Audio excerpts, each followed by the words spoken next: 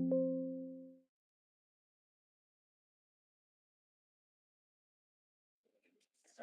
Dan, you want to check your audio and your video? I mean, your sound?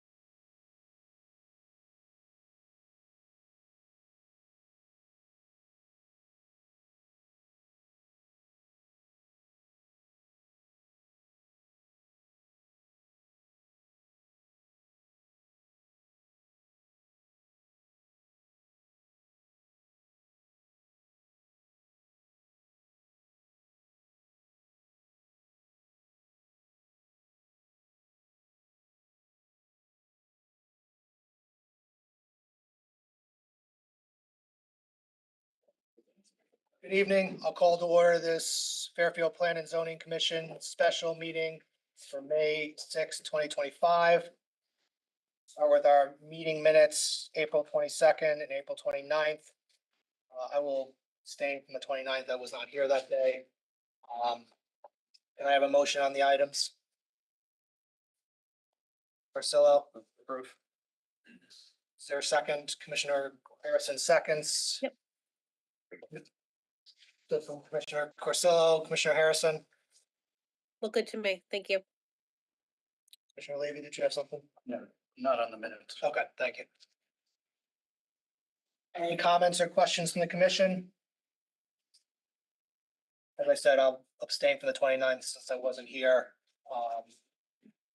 So when I vote in the affirmative, will be only for the 22nd. Can we put this to a vote? All those in favor, please say aye or raise your hand. Aye. Aye. Do we have Commissioner Braun? I think she said she was only going to participate on 441. So we would just need to name somebody. Oh, that's fine. I thought that included that. But okay. Who's up then? It doesn't matter since it's kind of six. I think it's probably Commissioner Siebert. All right, Commissioner Siebert, sorry. Any questions on the minutes? No. Okay, vote approve or deny? Approve. So it passes unanimously with my abstention for the 29th. New application, recommended public hearing, 1118 Cross Highway, special exception application of Patterson Club, Inc. pertaining to the clubhouse renovation, reconfiguration of the golf course layout and new outbuildings, residence AAA zone. It's just as it seems. The Patterson Club is doing revisions to both their greens, renovating the clubhouse, and then also adding some outbuildings. So your review with public hearing is required. Public hearing is required. Can I have a motion on the item? Porcello, Move to recommend to public hearing. is there a second? Second, Commissioner Levy. Nothing further. Further, any comments or questions from the commission? Put this to a vote. All those in favor, please say aye or raise your hands. Aye. Commissioner Siebert, you're on this. Aye. Passes unanimously. All right. Next item. I'll call both. We'll separate them out for votes. At least so Eric can give staff comments. Yeah. Old business zoning regulation amendment, application of 441 Post Road LLC to amend section 10-4 zoning regulations in the design residence district. Section 10-4 sub 3 to allow a hotel and resident use and residential density of 4 units per acre on parcels of 6 acres with at least 250 feet of frontage on the Post Road abutting a tidal wetland, along with other ancillary design requirements. 441 Post Road Special Permit, section 24 and 25, and postal site plan application of 441 Post Road LLC pertaining to a mixed-use hotel and residential development design residence district. Ms. Harrigan. Thank you, Mr. Chair. 441 Post Road, the subject property is an approximately 6.936 acre site that is located within the Design Residence District, the DRD zone. The property is located on the Post Road, State Route 1, and presently includes the Circle Diner and the 80-bed Circle Inn. Turney Creek borders the southwestern and southern side of the site. The eastern property boundary is shared with single-family residential properties located on Shoreham Village Drive. This development proposal has several components that require their own deliberation and vote. There is the zoning regulation amendments proposal and a special permit with coastal site plan to consider. There are separate votes and considerations for each of them. In addition, the commission must evaluate the claims of the environmental intervenor. For the zoning regulation amendments, they are specific to the Design Residence District, DRD, and propose section 10.4.3 on sites a minimum of 6 acres with at least 200 feet of frontage on the Post Road that has dry egress out of floodways and which abuts a tidal wetland may contain the following uses. Section 10.4.3, A hotel with not more than 115 sleeping rooms and residential density of not more than 40 units per acre with office, restaurant, and or retail. No dwelling unit or sleeping room shall be located wholly or partly within the area of special flood hazard. Section 10.4.3B. 12% of all dwelling units are required to be deed restricted at 80% AMI for a period of 40 years, consistent with town requirements. It should be noted that there was some discussion about whether that should be at a 15% for the inclusionary requirement. Section 10.4.3C, building height is limited to not more than 4 stories or 50 feet, whichever is less from average grade. Buildings located within 85 feet of the historic district are limited to no more than 3 stories, 40 feet in height, whichever is less. Section 10.4.3D, there is no restriction to the number of units permitted in a building, nor is there a required exterior entrance for each unit. Section 10.4.3E, setbacks are established by 10.0 with a 15-foot street setback required for any principal structure exclusive of deck and porches which may project into the setback. Section 10.4.3F, aggregate lot coverage is permitted not to exceed 40% with no floor area ratio limit, provided a portion of the lot is publicly accessible per section, subsection H. Proposed section 10.4.3G, minimum floor area is not required. Staff would recommend that you don't include this section as state statute has superseded any minimum floor requirements, so it's a little bit redundant for that section. Section 10.4.3H, applicant must provide public access along the tidal wetland. Reasonable rules for hours, noise, limitation of activities may be imposed for safety and quiet enjoyment of visitors, residents, and neighbors. Section 10.4.3 I, residential unit off-street parking is required at 1 space per bedroom or 1.5 space per household.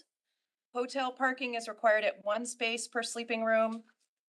Standalone restaurant shall meet current zoning requirements in section 28.6.12, while parking for a restaurant incorporated as part of the hotel refers back to the existing 75% of requirements in section 28.6.12. Retail or office uses shall meet current zoning requirements. Section 10.4.3J, projects are encouraged to utilize leadership in energy and environmental design, LEED building techniques. Design standards of the DRD overlay in section 10.6 through 10.17 are required except where a conflict exists, and then the proposed sections for 10.4.3 would apply. This includes sections for required utility and hydrant connections. The existing site was converted to DRD when the Circle Inn was constructed. It should be noted that the adjacent design commercial district properties located on the post road near the proposed project site all permits hotel, restaurant use, and mixed use projects by special permit. The DRD proposal as part of this application applies a mixed use campus in lieu of a mixed use building requirement, where otherwise the DRD pertains to 100% residential developments only. As discussed as part of the TOD study adopted in 2019 and the ongoing draft POCD discussions, only 5% of Fairfield's land area is commercially zoned, and it has been a priority in discussions to retain these properties as commercial, noting that mixed use combining commercial and residential uses meets this intent and also adds to a more walkable community that Fairfield residents have expressed as desirable. Due to the specific parcel constraints requiring a minimum of 6 acres, which abuts a tidal marshland, and with 250 feet of frontage on the post road, the application of this DRD overlay at other sites would currently be limited to the former Exide proposed Porsche site at 2190 Post Road, absent, of course, any other conglomeration of sites, but right now that's the only parcel that really applies. The Connecticut DEP has requested that the proposed regulation have a requirement for dry egress out of floodways and that no dwelling unit or sleeping room be located in part or wholly within FEMA's special flood hazard area. The applicant has agreed to these revisions, which have been indicated in bold and italics in the staff comments provided to you. Standard considerations for a regulation amendment are: one, is the proposal consistent with the plan of conservation and development? Does time experience and responsible planning for contemporary or future conditions reasonably indicate the need for the proposed amendment? Three, has it been demonstrated that the proposal is warranted and would serve the general health, welfare, and safety of the town? Does the proposed amendment promote a level of development that would serve to protect property values in the neighborhood and enhance the community and accomplish a transition in character between areas of unlike character? Five, would the proposed amendment permit a level of development that would increase undue traffic congestion? Do you want me to pause here and then do the other after, or just keep going? I would say just keep going. Okay. For the special permit and coastal site plan, the applicant seeks a special permit to retain the Circle Diner restaurant, demolish the Circle Inn motel, and construct a new 4-story, 110-bed hotel building with ground floor guest amenity space and a new 250-unit multifamily 4-story residential building that wraps around a 5-level parking garage. The proposed project provides a parking garage with 473 spaces and 64 surface spaces for a total of 537 spaces. The proposal keeps the existing driveway for the Circle Diner that is adjacent to Old Post Road, but eliminates the second driveway and proposes a shared singular driveway with a shared motor court for both the hotel and residential building. An interior access street is provided that provides pedestrian and auto access to the Circle Diner area. The location of this proposed main driveway is subject to Connecticut DOT approval, but is intended to be located directly across from the proposed jug handle reconfiguration as part of the Kings Highway Phase 3 roadway safety project that is presently in design with the town of Fairfield. The residential building has amenity meeting space, a bicycle storage room, and an outdoor pool and landscape deck area to the rear of the building. 17 street trees are provided along the post road, as well as a mixture of evergreen and deciduous trees along the property boundaries, along Shoreham Village Drive in the upland areas of the site. The residential parking is provided at a ratio of 1.25 spaces per unit or 1 unit per bedroom per the proposed text amendment, or 375 spaces. And a 25% reduction for the hotel and diner uses has been applied, resulting in 153 spaces provided for those uses, which is consistent to other multifamily and mixed-use projects that have been constructed. 12% of the proposed units are required to be deed restricted at 80% of median income for a period of a minimum of 40 years. This results in 30 units with 4 studios, 18 one-bedrooms, and 8 two-bedrooms equally distributed throughout the building. The applicant's experts have indicated that the WPCA has provided approval to connect to the town sewer and public water is available for the property. The stormwater system has been designed to provide water quality treatment for the proposed impervious areas of the site where none currently exists, but is not providing runoff attenuation detention due to its close proximity to the end of the watershed as permitted by the Connecticut DEP Stormwater Manual. This is a similar engineering approach used on other sites the board has approved, such as 81 Black Rock Turnpike, which is and the Exide proposed Portia site. The intervenor had a licensed engineer review the drainage report, to which the applicant's engineer provided clarification and indicated that the system meets the town's requirements. The town engineer also reviewed the existing drainage report and has indicated that they believe that there might be a few areas of the site which might require replacement of better draining materials. And they have requested that that be a condition of approval that is added should you choose to approve the project. That be designed to their satisfaction prior to issuance of building permits.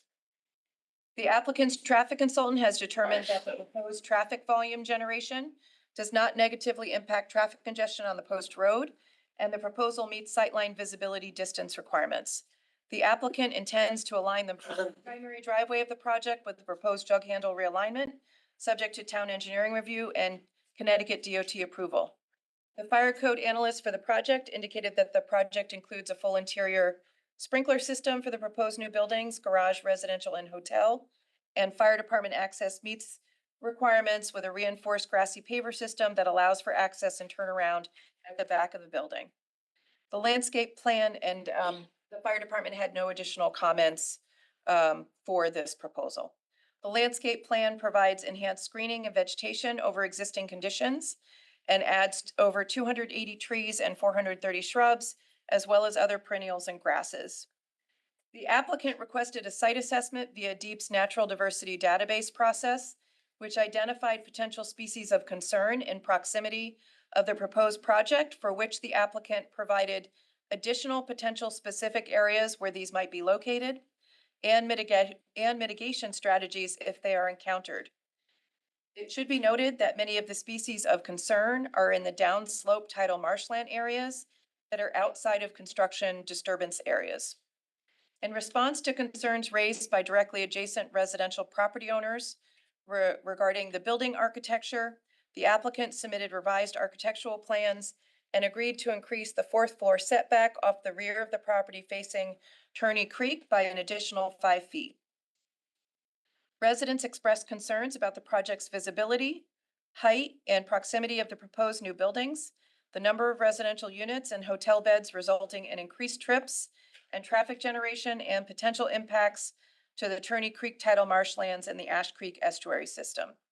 Directly adjacent neighbors have also expressed concern about potential blasting in conjunction with regrading the site. Several correspondents also expressed concern about existing unsafe conditions of the Post Road Circle roundabout and the potential for increased accidents with more traffic and a general lack of pedestrian infrastructure, and concern about impacts to adjacent schools based on potential increase in number of students and overall impacts to town's infrastructure. Favorable comments were received from some members of the business community and residents who want to see the site improved, and those who indicate that this project promotes better walkability. The site is located within the coastal area for which a coastal site plan is required, as the scope of the project is located within 100 feet of an adjacent tidal resource, and the scope of the project does not meet any statutory exemptions. The rear and southwesterly boundary of the site is bordered by the tidal resource of Turney Creek, which converges with Ash Creek to the east. The tidal resource areas are within the FEMA flood zone AE 11 and is subject to flooding, but the main portion of the property that is proposed for redevelopment is at higher elevation and is outside of any special flood hazard area. It should be noted that the flooding for Turney Creek area is tidal in nature and originates in flooding events such as seasonal high tides, storm surge, nor'easters, tropical storms, or hurricanes. The proposed residential building's first floor is at elevation 22, and the hotel first floor is at elevation 21. Due to the slope of the bank down to Turney Creek, direct waterfront access is not provided, but a public pathway is provided at the top of the bank for passive viewing area towards Turney Creek. The applicant has proposed to remove invasive plants from the banks of the Turney Creek above CGL, or the coastal jurisdiction line, and plant native plantings that provide wildlife habitat and food value. The Connecticut Department of Energy and Environmental Protection, Connecticut DEEP, provided referral comments that commend the applicant for integration of a stormwater quality management system where none presently exists, and for providing passive access to a coastal resource. They remind the applicant that any work below the coastal jurisdiction line requires a permit from Connecticut DEEP, and that due to the size of the property, that a stormwater general permit for construction may be required. Connecticut DEEP requests that the commission add conditions that 1, the public access be constructed prior to the issuance of a certificate of occupancy, and 2, soil erosion and sedimentation controls are installed prior to the start of construction and remain in place for the duration of construction. The Ash Creek Conservancy provided a report from One Nature LLC regarding concerns about ecological impacts to Turney and Ash Creeks related to potential sediment impacts of construction, light impacts to migrating bird species, and potential debris from the passive public access way. The considerations for the special permit are found in section 25.7.7. Is the development shown on the site and architectural plans of such character as to harmonize with the neighborhood, to accomplish a transition in character between areas of unlike character, to protect property values in the neighborhood, to preserve and enhance the appearance and beauty of the community, and to avoid undue traffic congestion. In terms of the environmental intervenor, per section 22A-19 of the Connecticut General Statutes, all persons with an adequate remedy to protect the air, water, and other natural resources from unreasonable pollution, impairment, or destruction via filing of a verified pleading that raises environmental concerns within the jurisdiction of the particular administrative agency conducting the proceeding into which the party seeks to intervene. Such petition must state specific factual allegations setting forth the nature of the alleged unreasonable harm. A verified notification of intervention was submitted by Attorney Joel Green on behalf of Sean Kelly, an adjacent property owner at 104 Shoreham Village Drive. They indicate via their consultants, Trinkhouse and Rima, that there would be harm to the tidal waters of Connecticut due to an inadequately designed stormwater quality system that would, one, contaminate, pollute, impair, or alter stormwater, groundwater, and tidal wetlands, and two, increase non-point source pollutant loads into the tidal wetlands, negatively affecting both water and plant species, as well as three, an inadequate proposed buffer and planting plan adjacent to the tidal resource. First, per section 22A-19, the commission must establish if it has jurisdiction over the environmental issues raised in the petition. And secondly, that the petition is sufficient in its factual representation to warrant review.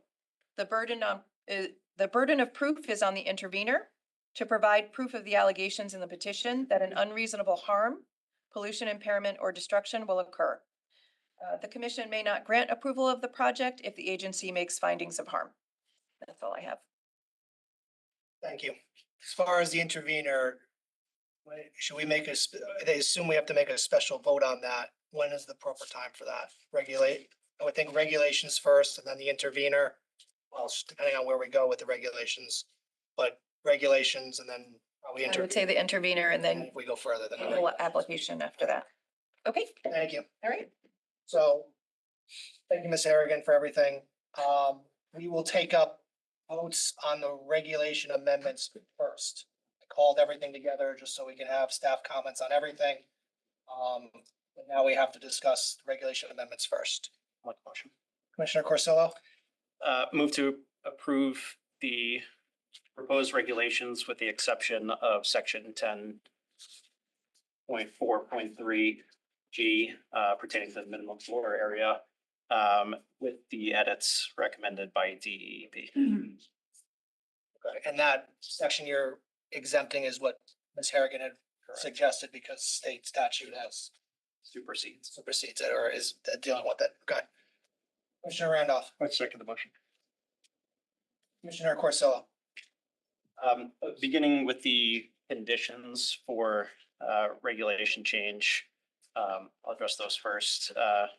Is the proposed regulation changes consistent with the POCD? Yes, the plan is fully consistent with the existing 2016 POCD. I'm sure Commissioner Randolph will elaborate on that. I was having trouble accessing the link to the existing document today, so we'll get to that. Does the time, experience, and reasonable planning for contemporary or future conditions reasonably indicate the need for the proposed development? I think the need for housing is well established, but beyond housing, fully activating an underutilized site at a critical gateway to our town along our primary commercial corridor into what I think will become a vibrant mixed-use site will be not only a vast improvement over what's there now, but will also attract investment to the surrounding stretch of Post Road, growing our tax base and also helping move toward a less car dependent, more pedestrian friendly community. And in my view, that certainly qualifies as responsible planning for contemporary or future uses and conditions. Has it been demonstrated that the proposal is warranted and will serve the general health, welfare, and safety of the town? I would say yes for the same reasons I just stated. Does the proposed amendment promote a level of development that would serve to protect property values in the neighborhood and enhance the community and accomplish a transition in character between areas of unlike character? And on this, I understand the development will impact how the adjacent neighbors value their properties. But I would contend that as far as the market values, it's as likely to substantially raise market values in the neighborhood. And looking at the surrounding commercial properties, this development absolutely represents a transition in character between the residential that abuts it on one side and the commercial on the other. Would the proposed amendment permit a level of development that would increase undue traffic congestion? And while amendments certainly would contribute some additional volume, there's no evidence they would increase congestion to the degree that would warrant the rejection of these amendments. So that's the conditions, but beyond meeting the requirements for a regulation change, just have to say, this is a project I'm actually genuinely excited about. I think this is a project of townwide significance, and this commission is a townwide body. And we have an obligation to weigh what may be legitimate concerns raised by neighbors against the needs and best interests of the town as a whole, knowing those two sets of considerations don't always fully align. Post Road is our downtown, our primary commercial corridor, and it's as important symbolically as it is economically. And outside a few blocks immediately surrounding the community theater, I would challenge anyone to argue that Post Road meets or even approaches the standard that Fairfield deserves for our downtown. We have a Post Road that is currently dominated by massive parking lots, gas stations, and just about every type of automobile-related use that you can think of, from parts to service centers to rentals to dealerships. And I view this project as a catalyst that could start to change this and start moving us toward a Post Road that is finally worthy of Fairfield. 250 new homes are something to celebrate in my view, but I commend the applicant for going above and beyond simply satisfying the conditions of approval or appealing to our need for housing, and instead bringing us a project that is beautifully designed and thoughtfully programmed, and that will significantly enhance this area. All that having been said, I also appreciate the engagement of the neighbors over a long period of time. I know this spans several hearings, and certainly appreciate the concerns that folks have raised. Again, I view this as a decision where we have to weigh those concerns against what's in the best interest of the town. And I think that adopting these regulations and frankly, these comments are consolidated comments that speak to the special permit and coastal site plan applications as well. I think on balance, this is a project and regulations that are worth approving. Thank you. Commissioner Randolph? Thank you, Commissioner Corsillo, for your thoughtful words. The proposed amendment to section 10.4.3 of the Design Residential District Ordinance reflects thoughtful site-specific updates that are consistent with the 2016 Plan of Conservation and Development, POCD, and the directions set by the 2024 draft. The 2016 POCD encourages redevelopment of aging commercial areas and calls for new development to harmonize with surrounding neighborhoods and enhance Fairfield's visual character. It supports walkable mixed-use development that strengthens corridors like the Post Road. These amendments advance that vision. They establish appropriate limits on building height, scale, and density, while enabling a mix of uses: hotel, residential, office, and limited retail. Use is already permitted in the adjacent design commercial district just right across the street. The regulations apply only to parcels over 6 acres within 250 feet of the post road frontage, with dry egress from flood zones and adjacency to tidal wetlands. This narrow criteria ensures the amendment is tailored to a small number of eligible properties and is not broadly applied townwide. The inclusion of 12% affordable housing requirement is consistent with Fairfield's existing standards and supports the 2016 POCD's calls for housing diversity. Environmental protection is central to this proposal. The amendment prohibits any dwellings, units, or hotel rooms from being located within FEMA designated flood areas and requires dry egress from floodways, both key recommendations made by the Connecticut Department of Energy and CTD. It also requires public access along the tidal wetlands paired with restoration of native vegetation, removal of invasive species, and the ability to manage the space for safety and stewardship. These elements directly align with the 2016 POCD shore area management goals and demonstrate a commitment to resilience and responsible coastal development. The 2024 draft POCD, which builds on the 2016, calls for increasing housing opportunities near transit and commercial corridors and recognizes that only 5% of Fairfield's land is zoned commercially. It recommends preserving these areas while allowing mixed-use projects that support walkability, resilience, and economic vitality. The DRD amendment aligns with this direction.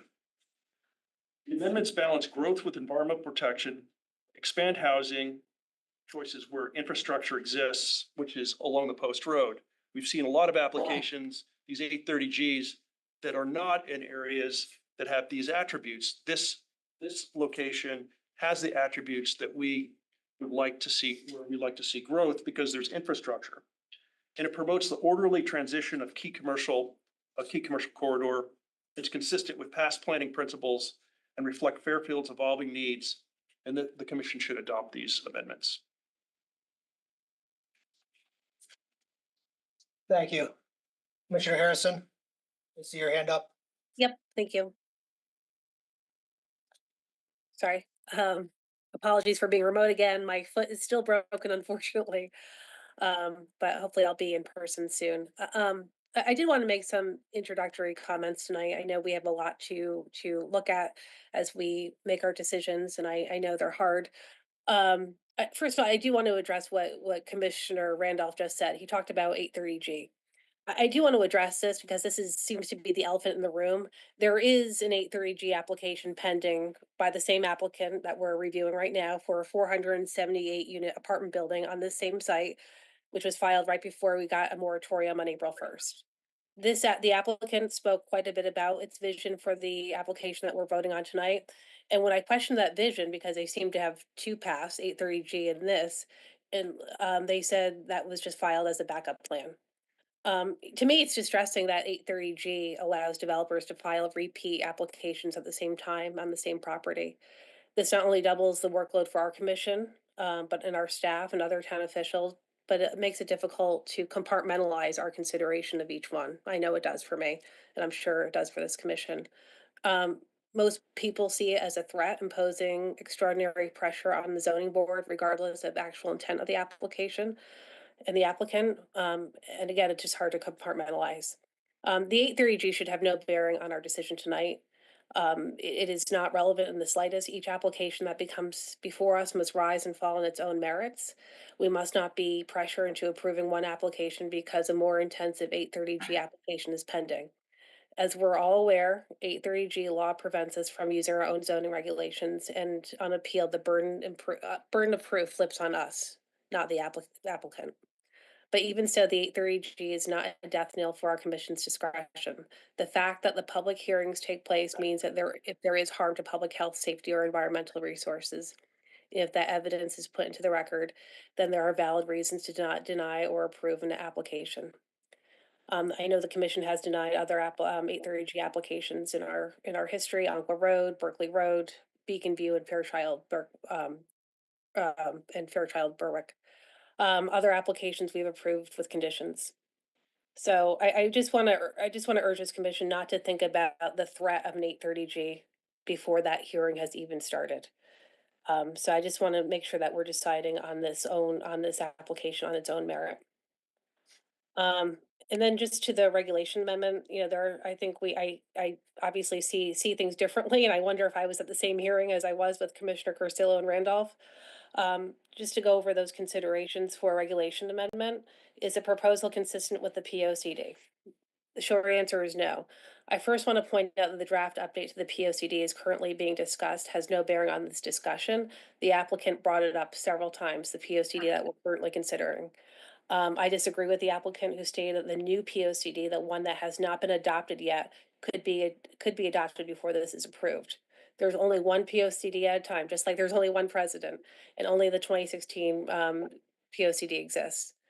While revitalizing and redevelopment is recommended, it is also recommended that residential neighborhoods south of I-95 should be preserved and upgraded. That's something I did not hear from the supporters of this application.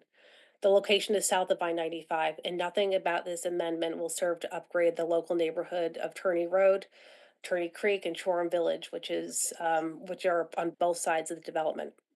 The reverse is true because this text amendment would allow the oversized scale and overuse of this land as being proposed in the special permit application. I mean, to me, and I think it's pretty evident, this is spot zoning at its worst. There's only one site that it relates to in town, and that is the former Exide site at 2190 Post Road, which has been approved for a Porsche dealership. To me, it's bizarre that the applicant would ask our commission, which is responsible for protecting our coastal resources, to pass a regulation for land within 15 feet of tidal wetlands. 15 feet. That contradicts everything we know about preserving tidal wetlands. We've heard from experts that 100 feet is needed to enable these vulnerable resources to mitigate our land as sea level rises. Otherwise, we really risk losing them forever. I mean, we heard from the Ash Creek Association and the state and the DEP. They poured millions of dollars into preserving this adjacent tidal area, and to me, it's just confounding why we would be asked to approve this. Tidal wetlands, they provide flood control in a natural way, and we should be passing regulations to expand protective buffers, not hurt them. I will just finish up quickly. There's nothing in the POCD that encourages construction activity in a coastal area.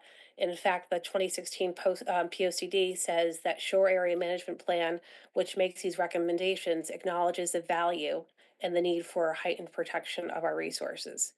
There are a few quotes in there, but in the interest of time, I won't use them. But I would say just protecting our tidal wetlands is paramount for this body. We don't want to degrade them any further. Just further considerations for this text amendment: does time experience and responsible planning for contemporary or future conditions reasonably indicate the need for the proposed amendment? No, no need to perform essentially spot zoning for one parcel for one applicant. The only other 6-acre parcel on Post Road with tidal wetlands is Exide, and that's already been approved for a Porsche dealership. Again, this is just spot zoning. It's not about planning for the future of our town. Our town does not need a text amendment to our zoning regulations to amend this massive oversized project on this one site. Instead, I think we should rely on the current regulations and the new DRD regulations that we just passed a few months ago. We should not modify regulations to enable one project to benefit one developer for this that would be imposed on this neighborhood and the Ash Creek estuary. Number 3, has it been demonstrated that the proposal is warranted and would serve the general health, welfare, and safety of the town? No. It allows for a massive structure that would literally dwarf and tower over the abutting residential neighborhood, creating unsafe traffic on top of the unsafe traffic condition. There is a Rooster River watershed right there. Neighbors have already noted increased flooding in the area since the medical building went up next to Stop and Shop. We need to do our own holistic traffic, parking, and flooding study of this region before considering passing another massive regulation. I think we have to start considering the cumulative effect of this and other development that will lead to more flooding and traffic situations. And then number 4, does the proposed amendment promote the level of development that would serve to protect property values in the neighborhood and enhance the community and accomplish a transition in character between areas of unlike character? No, I'll say this for the 3rd time, this is spot zoning, and it would degrade the quality of life, property values and not be at all transitional. We've seen architectural renderings in 3D. There is no way this could be considered transitional. Would the proposed amendment permit a level of development that would increase undue traffic congestion? That's another item we can consider. Yes, it will lead to traffic congestion and degrading the service level from F to below F, leaving the site. There's ample evidence of crashes already, unsafe for pedestrians and bikers as well as cars. And the DOT project that we've talked about is still in a very early idea stage. If this were to take place, if that project does take place in the next 5 to 10 years, great. But it shouldn't be, I think it's not gonna happen just based on this one project that we may or may not approve. Those are the comments I wanna make on that. And I would just add that we're a planning board, we're a zoning commission, and we're not just here to talk about housing. It's also about proper planning and doing right by our entire town who elects us every 2 years or 4 years. So I just hope my commission will consider that tonight. Thank you. Commissioner Levy? Then Commissioner Ford? Thank you. This matter came before us on a pre-petition or prior to the application on a preliminary review. And frankly, at that time, I expressed my initial reaction, which I retain today, that this is a well-designed project, which serves as a good transition between the residential and the commercial zone of the Post Road. It's an area that I'm very familiar with as I drive by it daily and live in the general vicinity. I think that it's well designed for the space, particularly while it will involve leveling the hill. The overall impact will be a building that will be almost the same height as the existing hotel, with a much improved appearance and serve as a gateway to the town of Fairfield. In addition, I think the developer has agreed to, amend or alter the appearance so that it is a bit more colonial in design. While it won't specifically be brick, it'll have more of that effect. So I think it'll be appropriate. Concerns about traffic.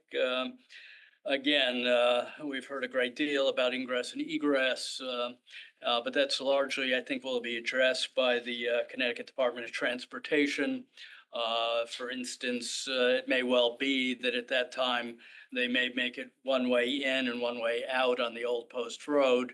That would eliminate Belmont Street, for instance, becoming a cut through if that were to be done. But I think that's something that'll have to be done in connection with the Department of Transportation when the matter comes before them in connection with the proposed revitalization of the area.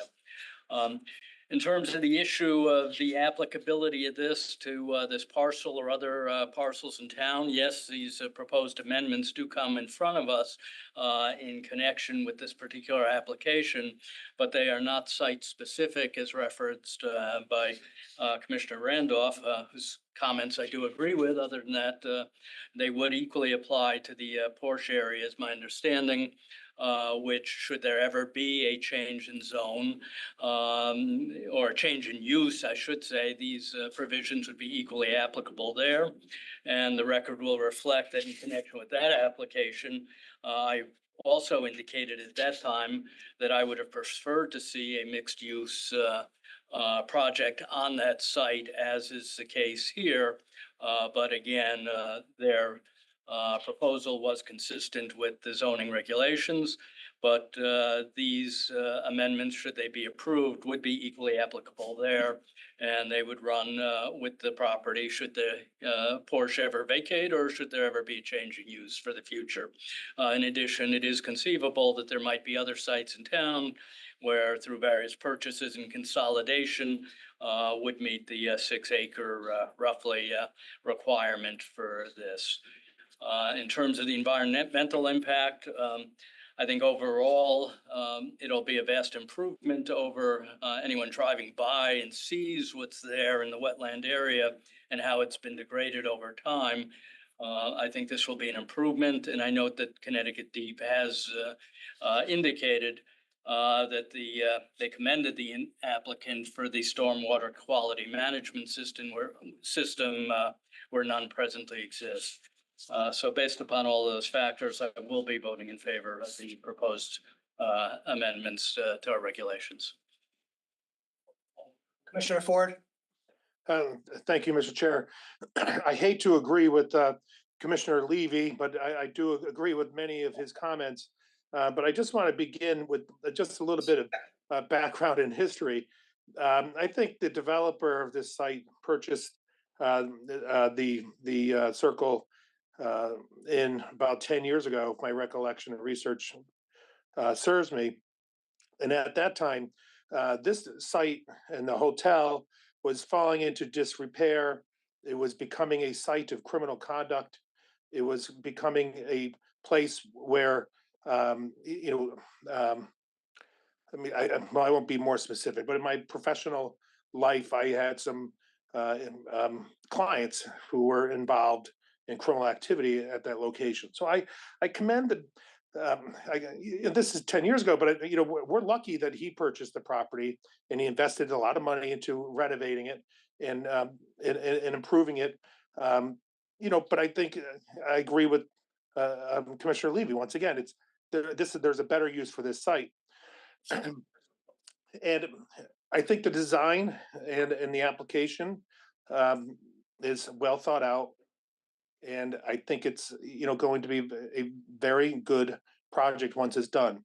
I think the hotel is a huge addition to town. We certainly need one, and we need more, in fact. But this is a start. And in terms of the site itself, I think it's foreseeable that this site was going to be developed. I think it's a long time coming. And, I sound like a broken record. I think the voters of Fairfield also support these types of developments as reflected in our most recent election. I've been saying it, I think, once a week now in our most recent statewide or our state rep elections. The town of Fairfield spoke. They rejected candidates that were running on a platform that was, that stood against these types of applications, but nevertheless, the voters voted overwhelmingly against them. And so, you can almost make the argument that there's a mandate for these types of sites. I wish it wasn't all rental. I think our town is going towards a more transient community. I wish these were somehow owner occupied, but that's really not for me to decide tonight, and it's the applicant's application. And so, in summing up, so I support the text amendment. I understand the application.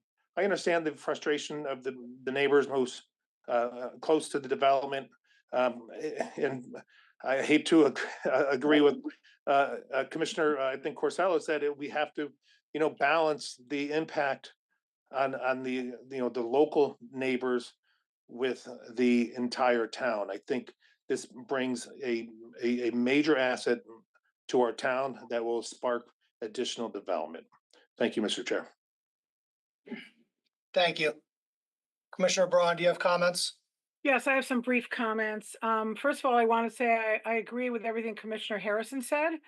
And I agree with some of what Commissioner Ford said. I agree about 8-30G. I'm going to be very brief because basically whatever Commissioner Harrison said, I'll just incorporate that into whatever I'm saying. But I agree with 8-30G. It needs to be reformed. I believe it's very hard for this commission to bifurcate its thought process, knowing there's a massive 8-30G sitting out there, but we have to. We cannot consider that as part of this. It's not relevant. The same way the POCD draft is not relevant.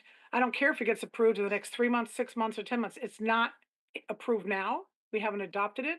We haven't even had the public hearing yet on an adoption draft that we think is ready to be adopted. So all we can rely on is the current existing 2016 POCD, which takes great care to explain about our tidal resources and how we need to protect them.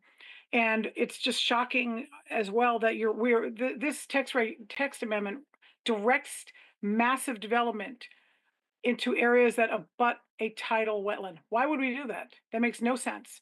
I don't even know if the Exide property has tidal wetlands on it. I think most of the border with the tidal water body at the Lower Mill River stretch is a wall. I don't even know if there are wetlands there. I don't know if it would relate to that.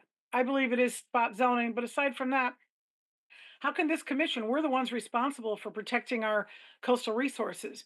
We should be drafting our own regulations. And if we were drafting a regulation to help revitalize this area, I don't think we'd be drafting it to look like this.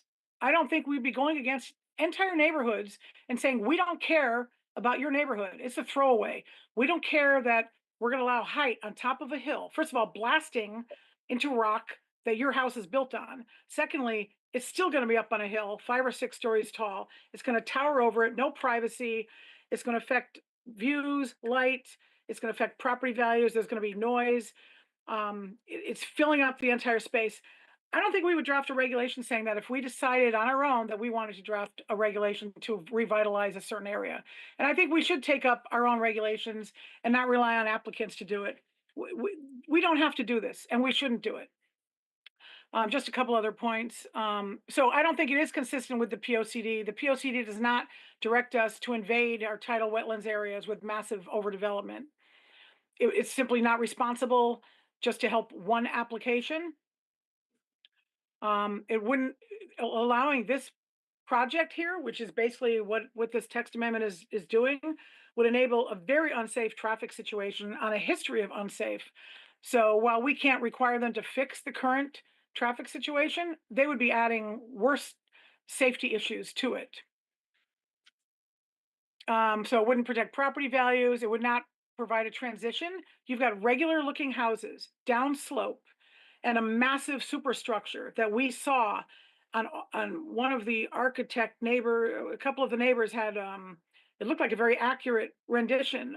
One was a 3D model and one was a 3D video. They showed the massive scale and size of this. There's no way you could ever consider that a transition from a small average residential area, especially being up on a hill.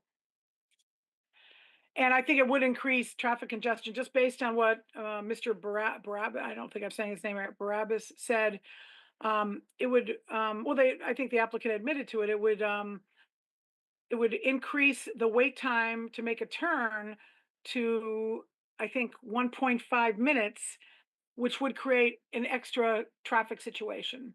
So an extra hazardous traffic situation. So I think it's not responsible planning for us to do this. We don't have to do this. We are wearing our planning hats. We have very broad discretion. The burden is on the applicant to show that this is what we need to do and that it's what the town wants and what the town needs. The town doesn't need this.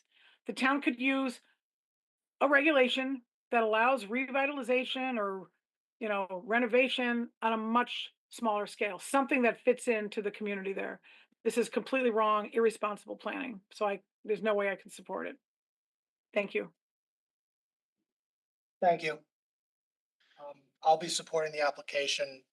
On the balance of the circumstances, I do find this to be a responsible development. I find that it meets the factors for a zoning change. First and foremost, this is, in my view, and I don't think there's any doubt about this, this is a commercial property. It's got 2 businesses on it. I don't know why it was switched over to a residence way back when. But I think the current POCD noted by Commissioner Randolph, that protecting commercial property is important. And I think that's absolutely the case. And keep protecting this commercial property and making this commercial property is in line with our POCD. As far as it being a transitory, I guess that's just simply because it was residence to begin with. But again, this has always been, as far as I know, a commercial property. It's on a commercial corridor. It's surrounded by commercial. Yes, there's residents near it, but I certainly was surprised when I saw it was design residence district as opposed to some kind of commercial property. The applicant can come forward, has a right to draft amendments for regulations, just like any other property owner in the town. And we have a right to edit those potential drafts, which we certainly could have done had we so chosen. Sure, and I believe we've made at least one edit at the very least, and there's been no proposed edits from anyone else.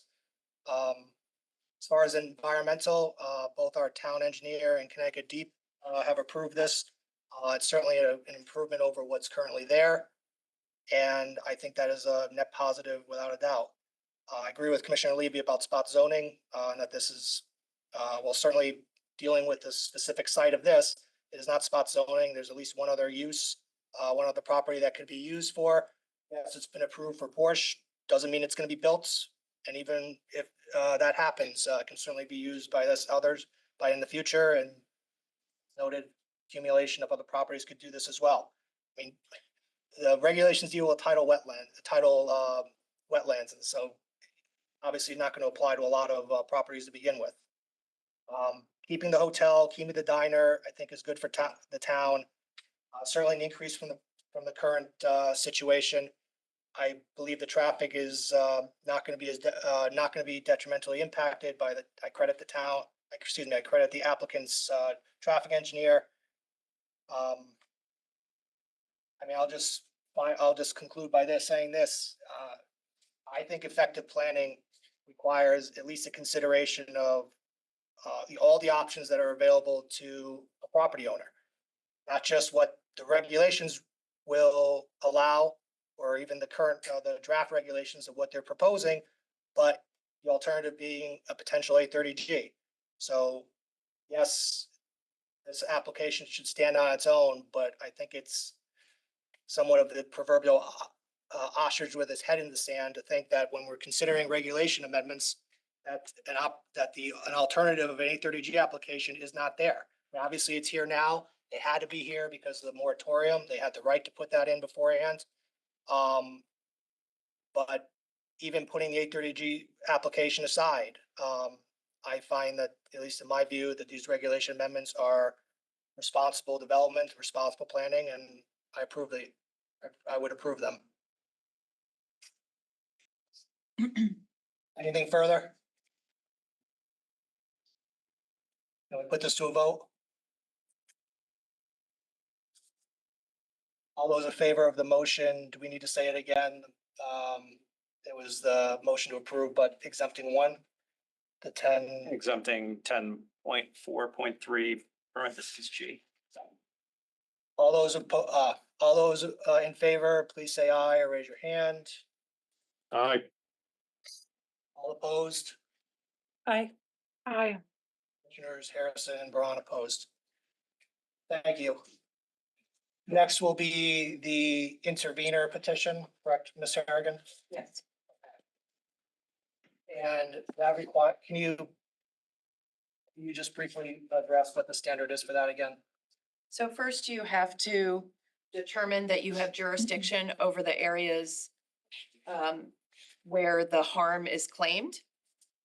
And then secondly, whether the intervenor has provided specific evidence of harm. So in supporting the intervenor status doesn't necessarily mean you agree with the intervenor, just that he has provided sufficient evidence or evidence for this petition. Is that true? Correct. But if you find that the intervenor has provided specific harm, then generally you're not supposed to approve the application. Thank you. May I have a motion on this item? I move to approve the acceptance of the intervention as being adequately pled, and also that they prove their intervention. Is there a second? I'll second. Thank you. Commissioner Braun. Okay, so the intervention pleads things within our jurisdiction, which is the coastal area, which we are responsible for. And it states specifically that the applicant proposes to conduct certain activities within areas upon the subject property adjacent to the tidal wetlands, construction, operation of the hotel, residential development, resulting in contamination, pollution, impairment, alteration of stormwater, groundwater, tidal wetlands, upon and adjacent to the subject property, resulting from stormwater, etc. More specifically, the stormwater system will not adequately reduce non-point source pollutant loads, which will result in increased pollutant loads being discharged to the groundwater via the stormwater system and onto the tidal wetlands. increased pollutant loads, discharge into the tidal wetland has an adverse impact. All of that is specific. It's within our jurisdictional authority. And therefore, I think if we're going to do this in two separate, I don't know, if we have to vote separately, but I think we have to accept this as a valid. What are you cooking for dinner? Pardon me? I think that's a member of the public. Oh, so. It's correctly pled, so I think we have to accept it as a valid intervention. And then secondarily, I believe there's ample evidence to show that there was inadequate testing, there was inaccurate data presented on the stormwater management system. There wasn't enough, for example, distance between the bottom of the infiltrator and the top. It's a little detailed, but it's in all the reports that were provided by the intervenors experts. They had the wrong kind of silt versus sand data. Also, the wildlife expert, Mr. Logan, pointed out that the buffer is way too short. There was another expert provided by the Ash Creek Association saying we needed 150 feet from the slope, which ends up being around 100 feet. We have the DEP information and Yale information provided by Mr. Logan, which pointed out that it's somewhere between a 98 and 150, 160 feet that we need for a buffer near a tidal wetland. So we have ample evidence that the data was inadequate, wrong, and that the stormwater system is not adequate. Therefore, pollutants will enter into the wetland system, and that will harm the tidal wetlands and their function and their ability to support wildlife habitat.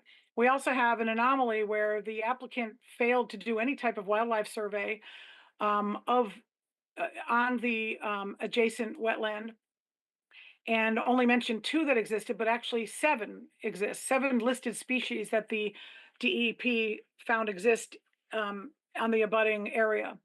So that will all be impacted by non-point source pollution that will flow off from the inadequately designed system. So I think there's ample evidence that, first of all, we have to accept the intervention as being pled properly, but also that the intervention should be granted. And once you do grant an intervention, once you grant that the evidence has been supports the allegations, then this commission cannot approve a permit unless we find there is no feasible, prudent alternative. And of course, there is. They can scale it back, move it farther away, employ better stormwater systems, conduct proper site investigations, and have a bigger buffer, do everything that Mr. Logan said and Mr. Trinko said, and then that's a feasible, prudent alternative. There's no evidence presented that said this is the only alternative that would be feasible or prudent. Feasible meaning, I think, done with sound engineering principles, and prudent meaning economically viable, or vice versa. So there's no evidence presented that this is the only possible application that could be done on this property. Thank you. Thank you. Commissioner Harrison?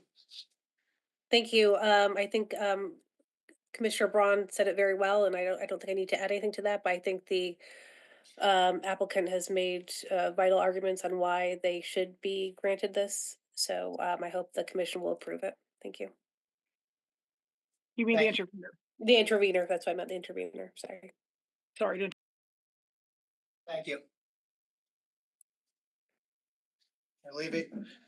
Well, I think it's, the motion currently is sort of twofold, but I think it needs to be addressed separately. Do we have jurisdiction? I think the intervener, through the remus and other reports, has made allegations which would bring the matter within our jurisdiction to the extent that they express concerns about this project and its impact, both environmentally, the stormwater, and so forth.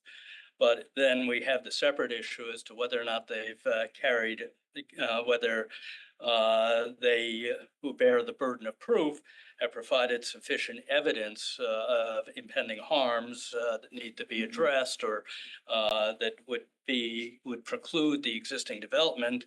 And with that, in that regard, it's my feeling that the investigation, the reports by Land Tech, the comments from the Connecticut Deep, and all basically are the heavier, are the more convincing evidence, and that by a preponderance of the evidence, I would say that the land tech reports and the DEP findings establish that the intervener does not carry their burden of proof of establishing any harm that would suggest that this development not be approved. So basically, I'm not sure quite to address it the way the motion was made, but I would basically say to deny the motion, since it's twofold with respect to finding both jurisdiction and also finding that the intervener has established by preponderance of the evidence and met their burden. I would just remind Commissioner Levy that we actually approved an intervenor with 15 Uncle Road LLC. You voted in favor of them, and they did not show much evidence, quite frankly. They talked about a possible storm event that could happen and how that would flood the area. There was, that was really it. So I'm not really I'm really confused by your objection of this. I base it on the fact, not that we should have crosstalk, but I approach each application separately, and my opinions are based upon the evidence presented with respect to each application. So Okay, I would just argue that there was no evidence in the other one that you approved. and Thank you. that's relevant to this one. Can I supplement what I said? I left something out, or do you want to wait? If you don't mind, can we have other Sure, commissioner? yeah, sure. Okay. Commissioner Corsillo? I agree with the comments by Commissioner Levy. I would, if these were separate motions, I would have accepted the interveners. I found that the intervener met the requirements to qualify as for us to accept him as an intervener. But I do not find, based on the evidence in the record, that the intervener sufficiently substantiated the claim that the project will cause unreasonable harm. I think a lot of what we heard in terms of the evidence during the course of the public hearing, there was a lot of contradiction. The applicant's team of consultants said one thing in a lot of cases, and the interveners, Attorney Green and their experts said the opposite. And so again, I don't think the evidence met the standard, and I would say to the extent that evidence is in conflict and sort of could have gone one way or the other, I give weight to the fact that DEP has essentially signed off on this and commended the applicant for the stormwater improvements that they proposed, indicating the application is consistent with all applicable coastal policies. There's no stormwater management currently. The release of stormwater runoff, and I know stormwater is not the only issue, but I think it's the primary one, is not currently controlled, which contributes to erosion and flooding. And with the proposed system in place, runoff will be treated and managed with a controlled release. And so I think the proposed plan represents an improvement over current conditions. But again, I'm not even sure it gets there because I don't think the evidence and the record adequately substantiated the claim. Commissioner Randolph? I oppose to approving the intervener, recommend to deny their status as an intervener. This commission should respectfully deny the verified notice of intervention submitted by Mr. Kelly, based upon both the requirements of the law and the facts. Mr. Kelly lives nearby, and he's raised understandable concerns about the scale of the proposed development, and he's been very thoughtful in his approach. I have to commend him on that. And he's concerned about the potential impacts of to the tidal wetlands and natural environment. The commission is also dedicated to protecting the coastal areas. However, under Connecticut law, the commission can only accept interventions if two conditions are met. First, the concern must fall within the commission's legal authority jurisdiction. I don't think that this is within our jurisdiction. Second, the petition must provide specific facts that the project will cause, and the definition is unreasonable harm to the environment, such as pollution or damage to the wetlands or wildlife. Here, the issues raised by Mr. Kelly, the design of the stormwater systems and possible impacts on wetlands are already being reviewed by the state and local experts with proper authority and technical expertise.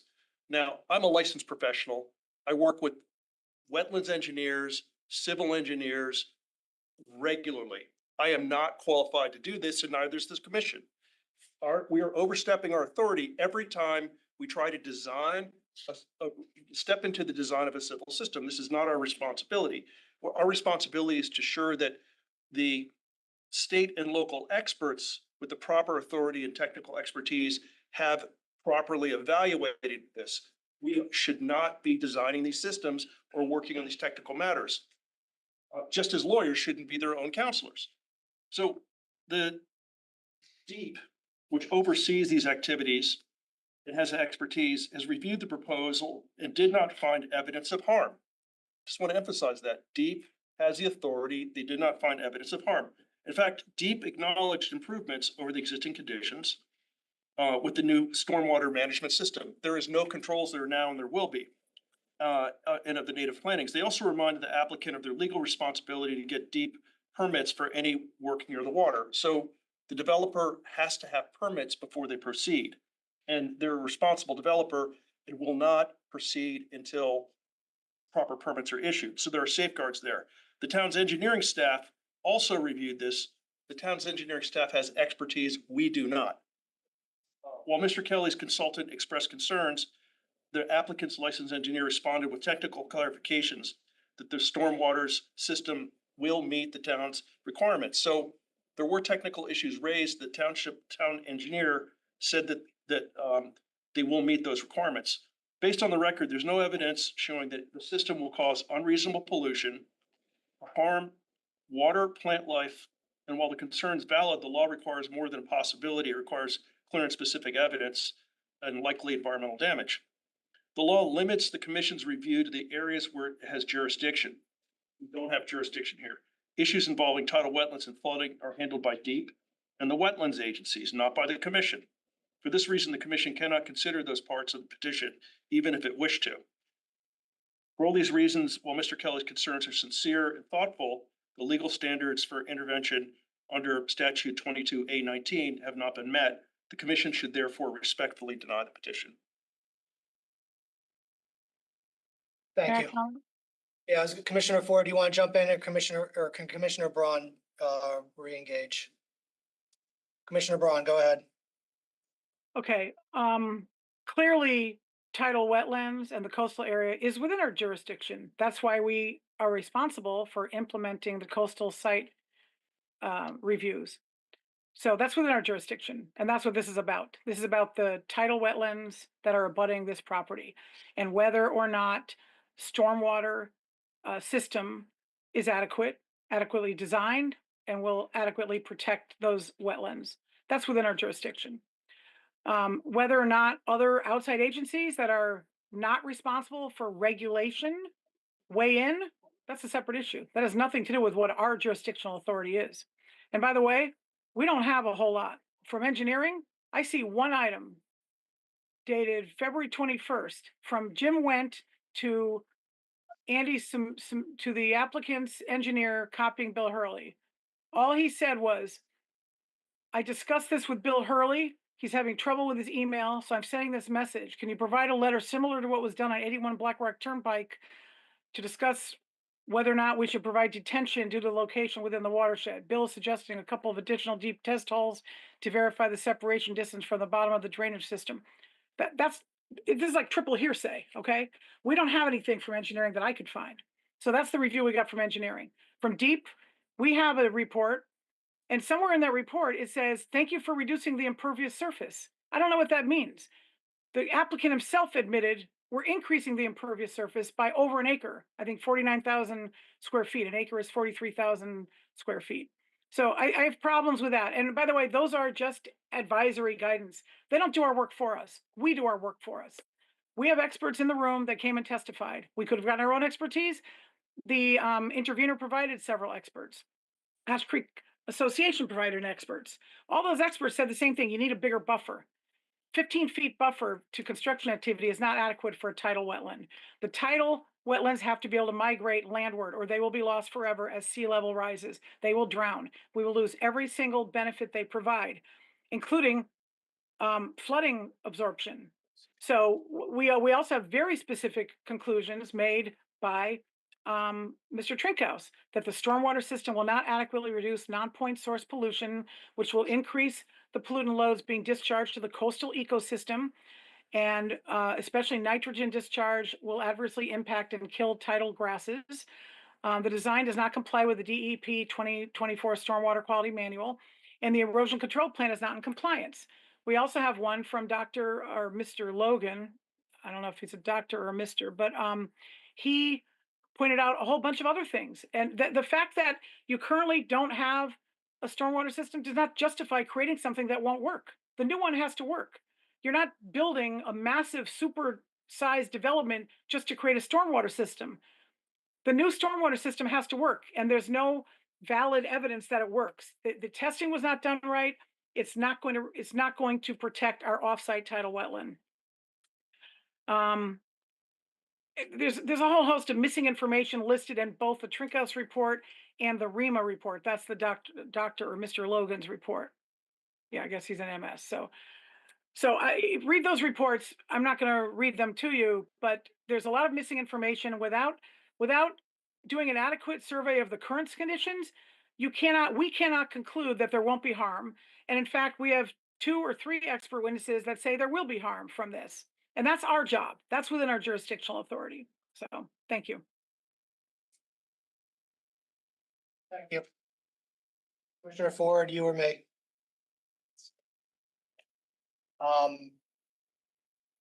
Ultimately, I would deny the petitioner's application. I would think we'd have the jurisdiction, but I'll put that aside for now. I agree with Commissioner Levy that the preponderance of the evidence is to deny the petition. I credit the town engineer, who I believe Ms. Harrigan had reported from in her opening comments, and Deep as well. So I credit their expertise and don't believe that this is going to have a reasonable harm on the tidal wetlands.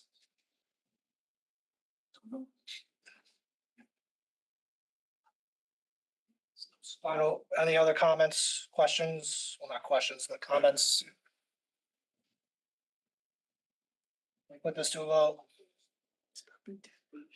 The current motion is to, I think, essentially to approve the intervener's petition. Is that Commissioner Harrison, is that a fair presentation of the motion? So to approve it in its entirety is the current motion. Fair, Commissioner Harrison? Well, I think Commissioner Braun. Oh, I'm sorry. Thank you. Commissioner Braun, is that a fair characterization? Yes, it should be approved. We should accept the intervention as being validly filed and pleaded the right way. And we should approve that it was proven by the evidence presented in the public hearing record. Okay, thank you for that. So that's the current motion on. All those in favor, please say aye or raise your hand. Aye. Aye. Commissioner Harrison and Braun, all opposed? Here with you people. Commissioner Ford, Levy, Newton, Sillo, Randolph. Thank you. Next item is special permit and coastal site plan application. I know, next item is, I'm sorry. Next item for 441 Post Road is the special permit and coastal site plan application. May I have a motion on the item? Commissioner Corsillo? Move to approve with the following conditions. How many are there? A lot. Okay, so everybody please. Just point of order. Sure. Do I need a motion to find jurisdiction and deny or? Well, because and Commissioner, Ms. Harrigan, correct me if I'm wrong. Because the motion for the intervenor, there's an affirmative motion, it did not pass. We don't need anything further at this point for the intervention, right? I would think. Do we need to deny it? I think, Isn't that what you always tell me? A motion to deny isn't So The that's why I sufficient? motion would failed. say- Yeah. I would say the motion failed. But a motion failed does not mean that the motion was approved or that we found jurisdiction or denied it. I would suggest that to clarify the record, I would make a motion to find that we have jurisdiction and to further find that the intervener has failed to meet their burden of proof, and therefore the intervention should be denied, or the petition should be denied. Just to I make feel it like clear. this, we've had this conversation and you're the exact opposite of what you normally say. No, I'm always saying that you should never have a motion to deny, because then there's confusion Yeah, if you're in just fact saying. you No, approve. Commissioner Levy's right. Under Robert's rules, I think if something, it does fail, it's generally not dropped from consideration. So I think there can be a motion to. I don't, I mean, Right. I'll do it just to button it up, but but I mean, normally, well, regardless, I don't think that's true, but can I? It's under I'll- Robert's rules, though. I think it's pretty clear. No, I know, but I don't need to go over it because I'll just button it up, but I think an affirmative motion like that fails, means that that's the end of it. It's the denial that the denial fails, then you need something else, but let's button it up just for the heck of it. Their May I have a affirmative motion? motion was to deny the petition. That's what I know. Their motion was, make your motion. My motion is that we find that we have jurisdiction to entertain the petition and find that the petitioners have failed to meet their burden, and the petition should be denied. We need the first jurisdiction thing because, Otherwise, we don't need the second. all right, fair enough. Is there a second? Second from Commissioner Corsillo. Anything further, or can we put this to a vote? What are we voting on? Levy, To find that we have jurisdiction and to deny the intervener's petition. Well, we just vote. I know, but the request was made just to button this up. So that's the current motion. Well, how can we vote on two things that are opposite? Shouldn't either take them one at a time, or? So we're voting to accept jurisdiction but deny the application, deny the intervention? For insufficient evidence for, But then if I vote to approve if I vote against it, does that mean I'm voting in favor? You would vote against it if you're against it. if you were for the intervention, you'd be voting against this. But then I'd be voting against accepting jurisdiction. But it's a dual thing. It's conjunctive. Makes no logical sense. I'm voting, this vote is to accept jurisdiction, but deny that was proven, right? Correct. So if I vote no, I'm not accepting jurisdiction, but I already said I accept jurisdiction. Well, I don't think it's that, I don't think it's that exclusive as you said. I mean, the motion is joint. So you could approve, as you said, you approved the jurisdiction, but you also you also had voted in favor of the evidence. So he's making a motion about approving the jurisdiction and going against the evidence. So logical thing for you would be to deny it, I think. Well- Accept jurisdiction. I know, but you don't accept the whole motion. It's a total motion. Hmm. There a second? Oh, you seconded it. Okay. Can we put this to a vote? All those in favor of the current motion, please say aye or raise your hand. I see Commissioner Ford's hand raised, so say, all those opposed? I'm Aye. opposed to the portion of the motion that says we don't have enough evidence to grant the intervention, but I'm in favor of the portion that says we have jurisdiction. That's all I can say. I can't get more specific than that. It's fine. Same vote as, breakdown as last time. Okay. Now, again, now going down to special permanent coastal site plan application. Commissioner Corsillo was up. Okay, motion is to approve with the following conditions. That the applicant align the primary driveway of the project with the proposed jug handle realignment at such time as that alignment is completed, subject to town engineering review and CT DOT approval. Stop me if you need me to. Go ahead. That the applicant adhere to the revised architectural plans, including the increased fourth floor setback and the revised color scheme. That the applicant maintain adequate sedimentation and erosion controls during construction per DEP recommendation. That the applicant incorporate bird-friendly glazing on windows and doors facing Turney Creek. That the applicant implement a post-construction ecological monitoring program that will track sediment reduction, bird populations, and wetland migration, and develop adaptive management strategies in consultation with the Conservation Department. That the applicant impose, post, and enforce rules limiting use of the public access area to daylight hours. That the applicant designate a location on site for use as a school bus stop, and that the applicant shall not use the site as a catering facility or for formal events such as receptions, concerts, or galas.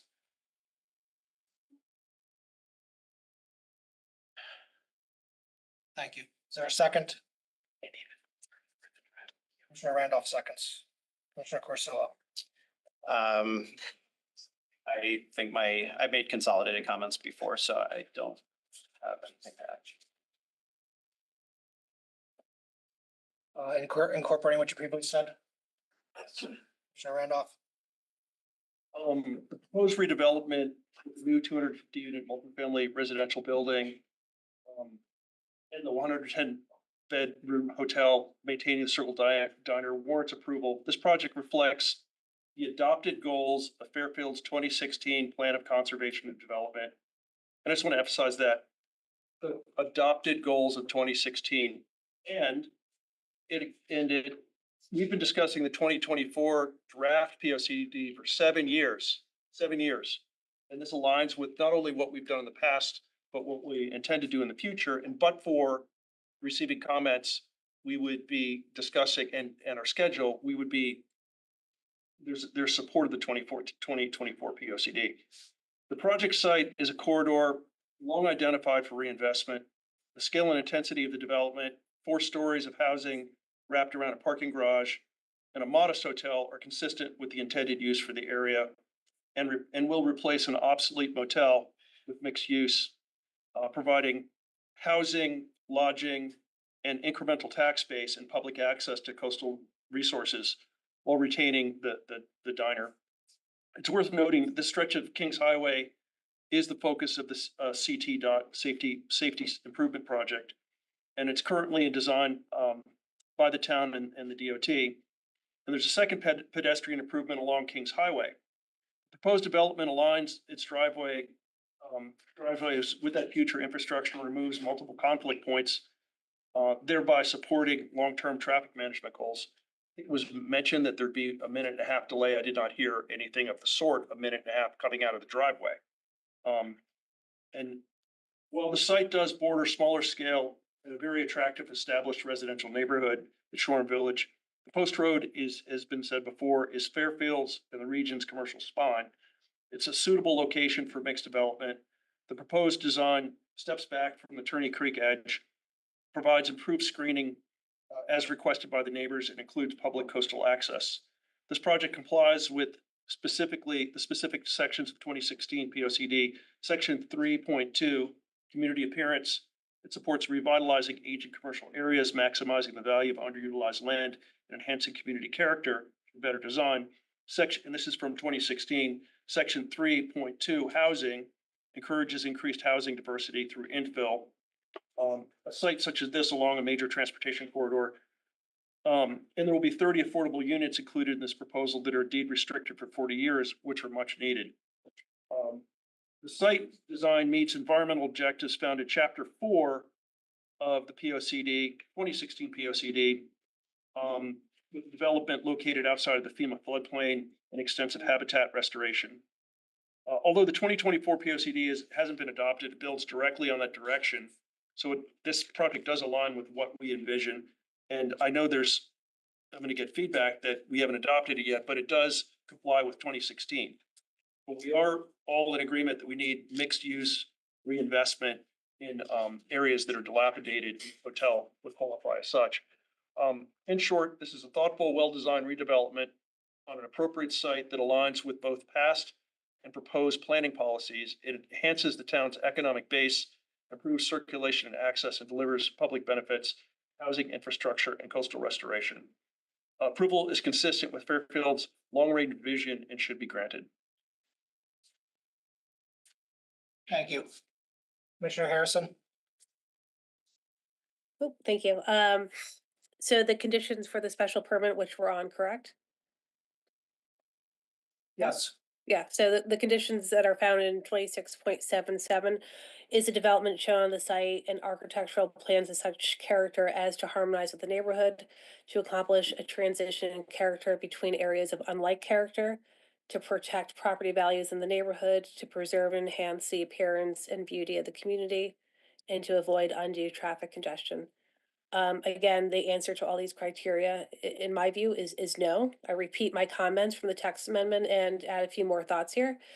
This is a very bloated project. It's not responsible growth, and it's simply not safe, nor is it environmentally sensitive. For all the same reasons as the text amendment, this is simply spot zoning at the highest level. All the issues exist when considering a special permit for this project, basically the same criteria. It's a steeply sloped, modest residential neighborhood on both the Shore and Village side and the Turney Creek side. It's on a hill, and even after blasting 48,000 cubic yards of fill on top of the hill, it will still tower over the neighboring houses and be in extremely close proximity to them, depriving them of any privacy. Even the windows in the building are as big as garage doors to match the massive size of the building. The outdoor seating in the outdoor pool deck is very close to the Ash Creek tributary, and it's just not acceptable. Noise, light, gatherings will into the night will be expected. For many decades, this was a beach-looking hotel, an old-style diner.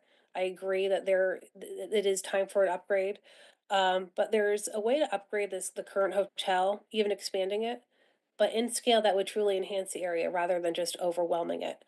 Um, when this came in a concept review, I heard other commissioners talk about it when we initially saw it. The hotel somehow had a much nicer look. Somehow this look changed and it has not reverted back to what we initially saw.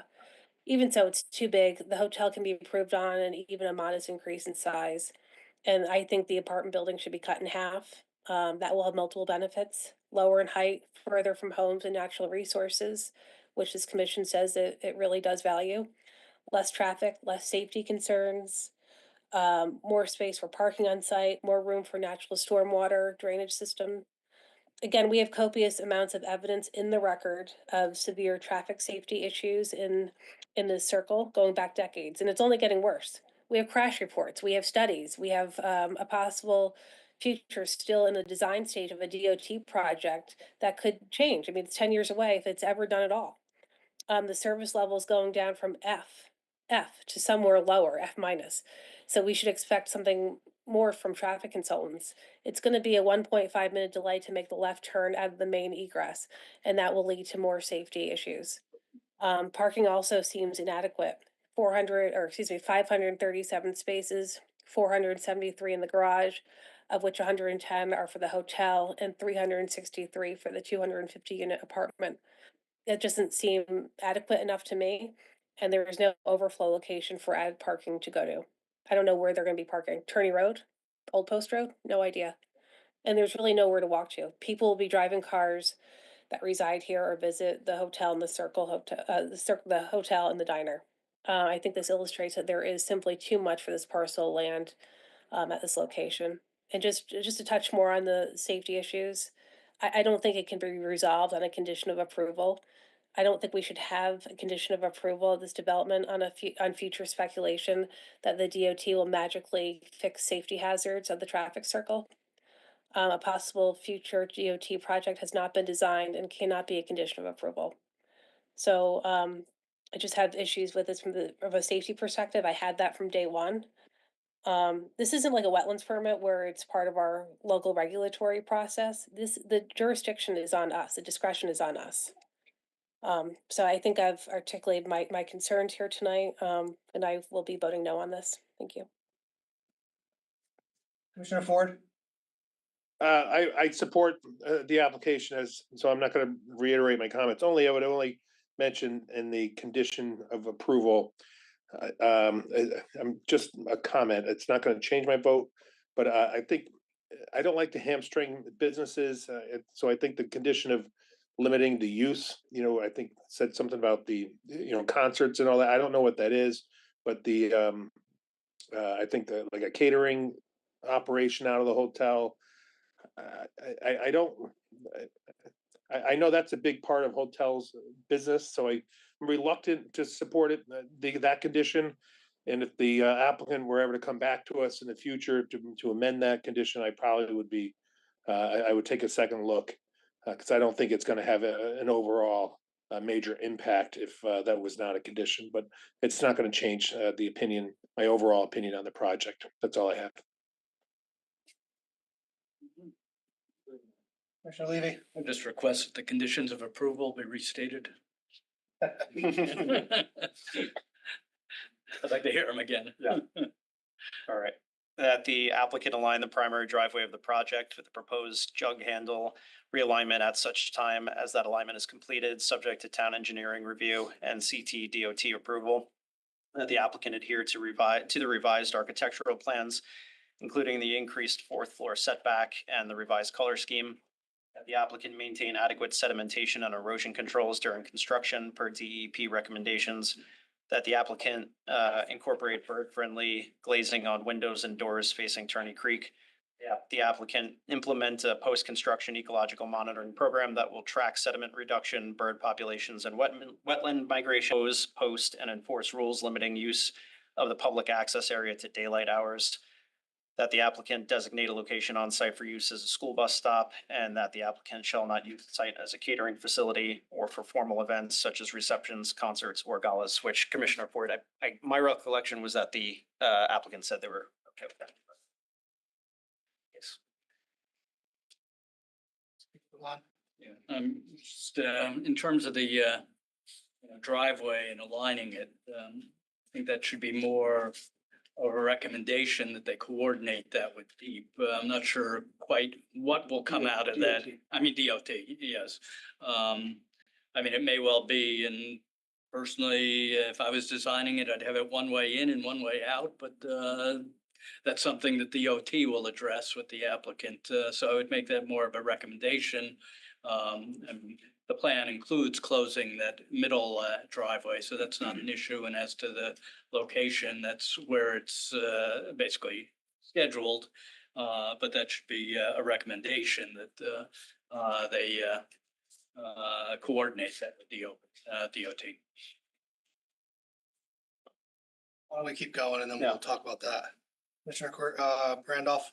Yeah, I think this is a clarification point, and forgive me for asking this question, but I'm relatively certain that DOT as a DOT permit will need to be issued before any certificate of occupancy is granted. Is that correct?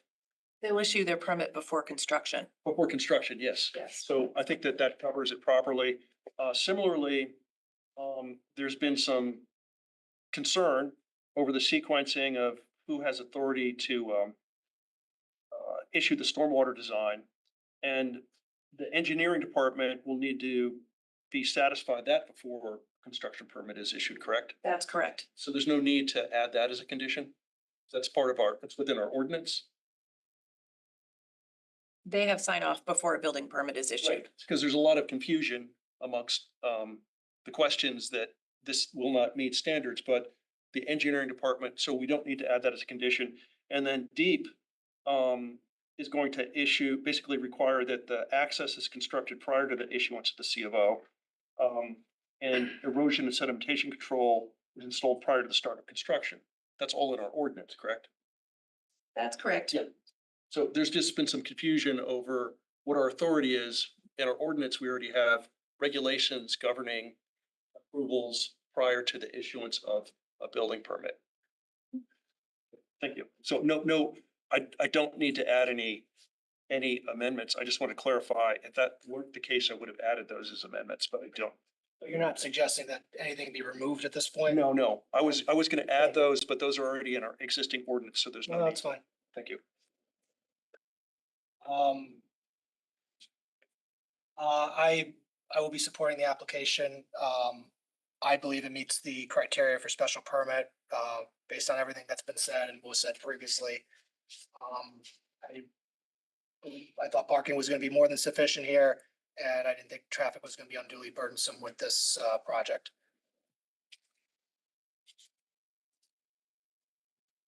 Anything further? I didn't get a chance to talk about this. Oh, I'm sorry, Commissioner Braun, that's all- please go ahead.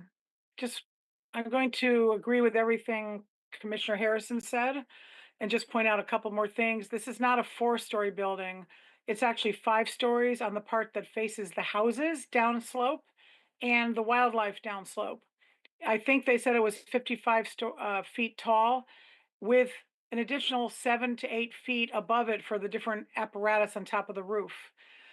Also, I want to point out and I'm going to adopt everything I said before about the inadequate drainage system, et cetera. Mr. Barabas, the traffic person for the interveners, he explained very carefully the traffic consulting industry needs to improve on how they grade people. It's not like in school, you get an F, it doesn't matter if it's an F minus, there is nothing lower. But they should be always required to mention the additional seconds of delay for your development, even if it's below an F, even if it's an F to begin with, they should also point that out. He somehow figured it out. I don't know where, it's in the data somewhere, that it would go up to almost 90 seconds from where it was. So the F was whatever it started with, 40 or 50 seconds, and it would go up to 87 or 90 seconds after the development. So it's very important for people to know, because if it's over a certain amount of seconds, it gets an F. And if it's a million seconds, it still gets an F. But it matters because it could be a not as bad of an F or a really bad F. And so this creates a situation where it's getting much worse, but they're not really stating how much, because it's just an F to an F. There's a not as bad F and a bad F. So that's what he explained very carefully. Thank you. Thank you.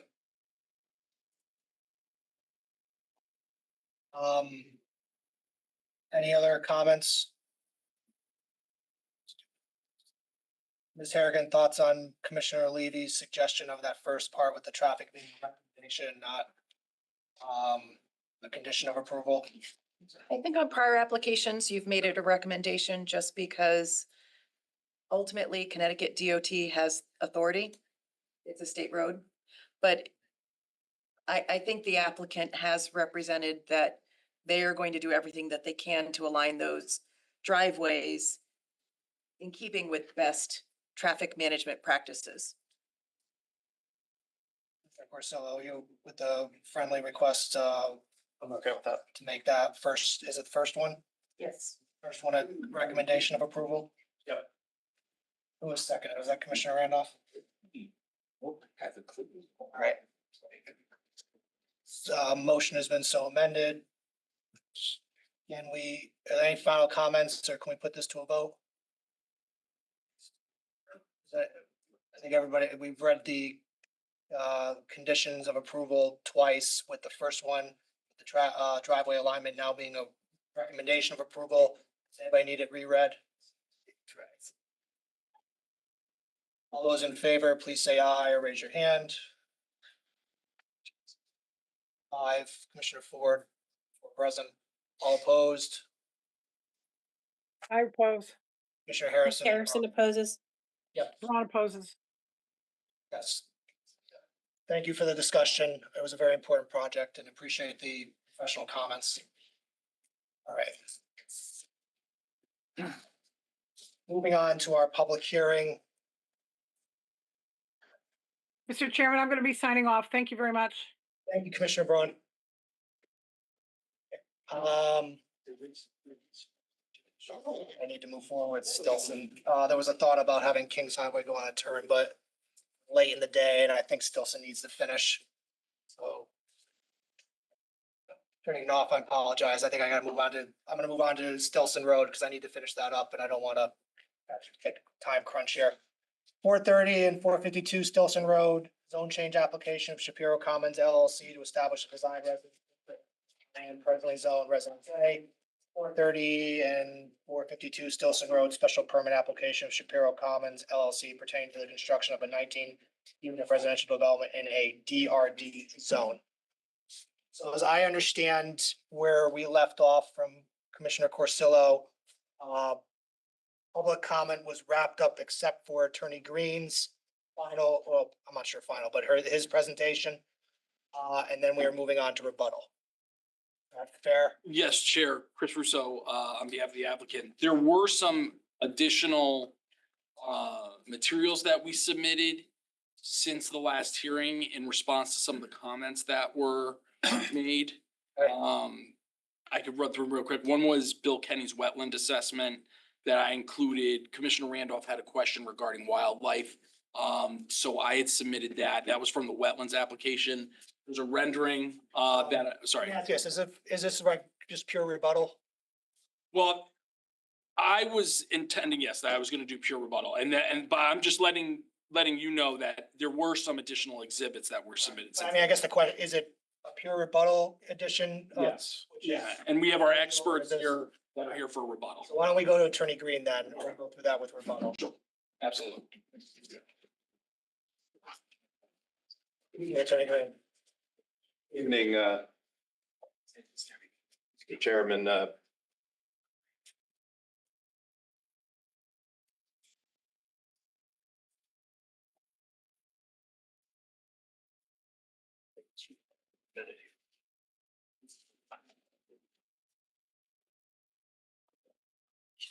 Did you start at the last session? I don't believe No. How long do you think you have? pretty brief Thank you. by any standard. Good evening, Mr. Chairman, members of the commission, staff. My name is Joel Green. I practice law in Bridgeport with the law offices of Green and Gross. It's my pleasure to appear before you this evening on behalf of Stillson LLC, who owns the property directly across the street from the subject property. That is right across Stillson Road. With me tonight are Tom and Jay Braun, who are the principals of Stillson LLC. And I think that it would be appropriate for Dr. Braun to make a comment to the commission. He has a short presentation. Very short, yeah. Hold up, sir.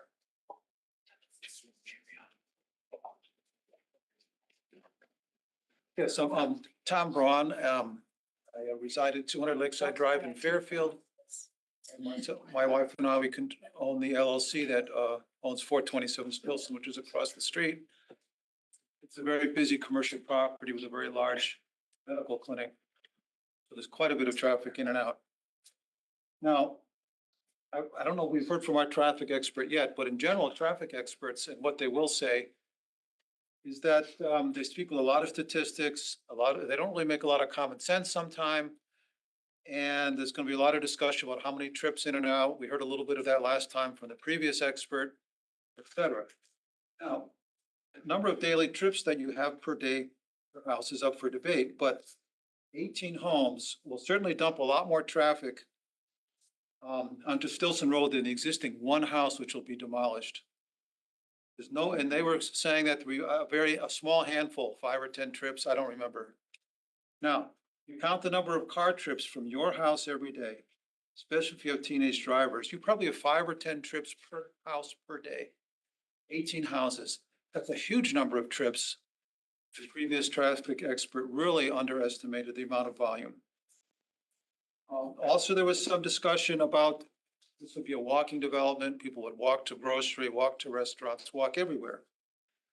However, that's not very likely. If you go to the ShopRite on Black Rock Turnpike, the nearest supermarket, circle around that lot, around and around the lot, just to park closer to the door. This development is supposed to be for older empty nesters. They won't even walk across the parking lot at ShopRite. They are not going to walk there from this development. Every time they go to the grocery for some milk, they are going to drive. It's just unreasonable for them to walk 1,000 feet with heavy bags of groceries. It kind of defies belief. Now, I urge the commission members to use their own eyes and common sense on the traffic.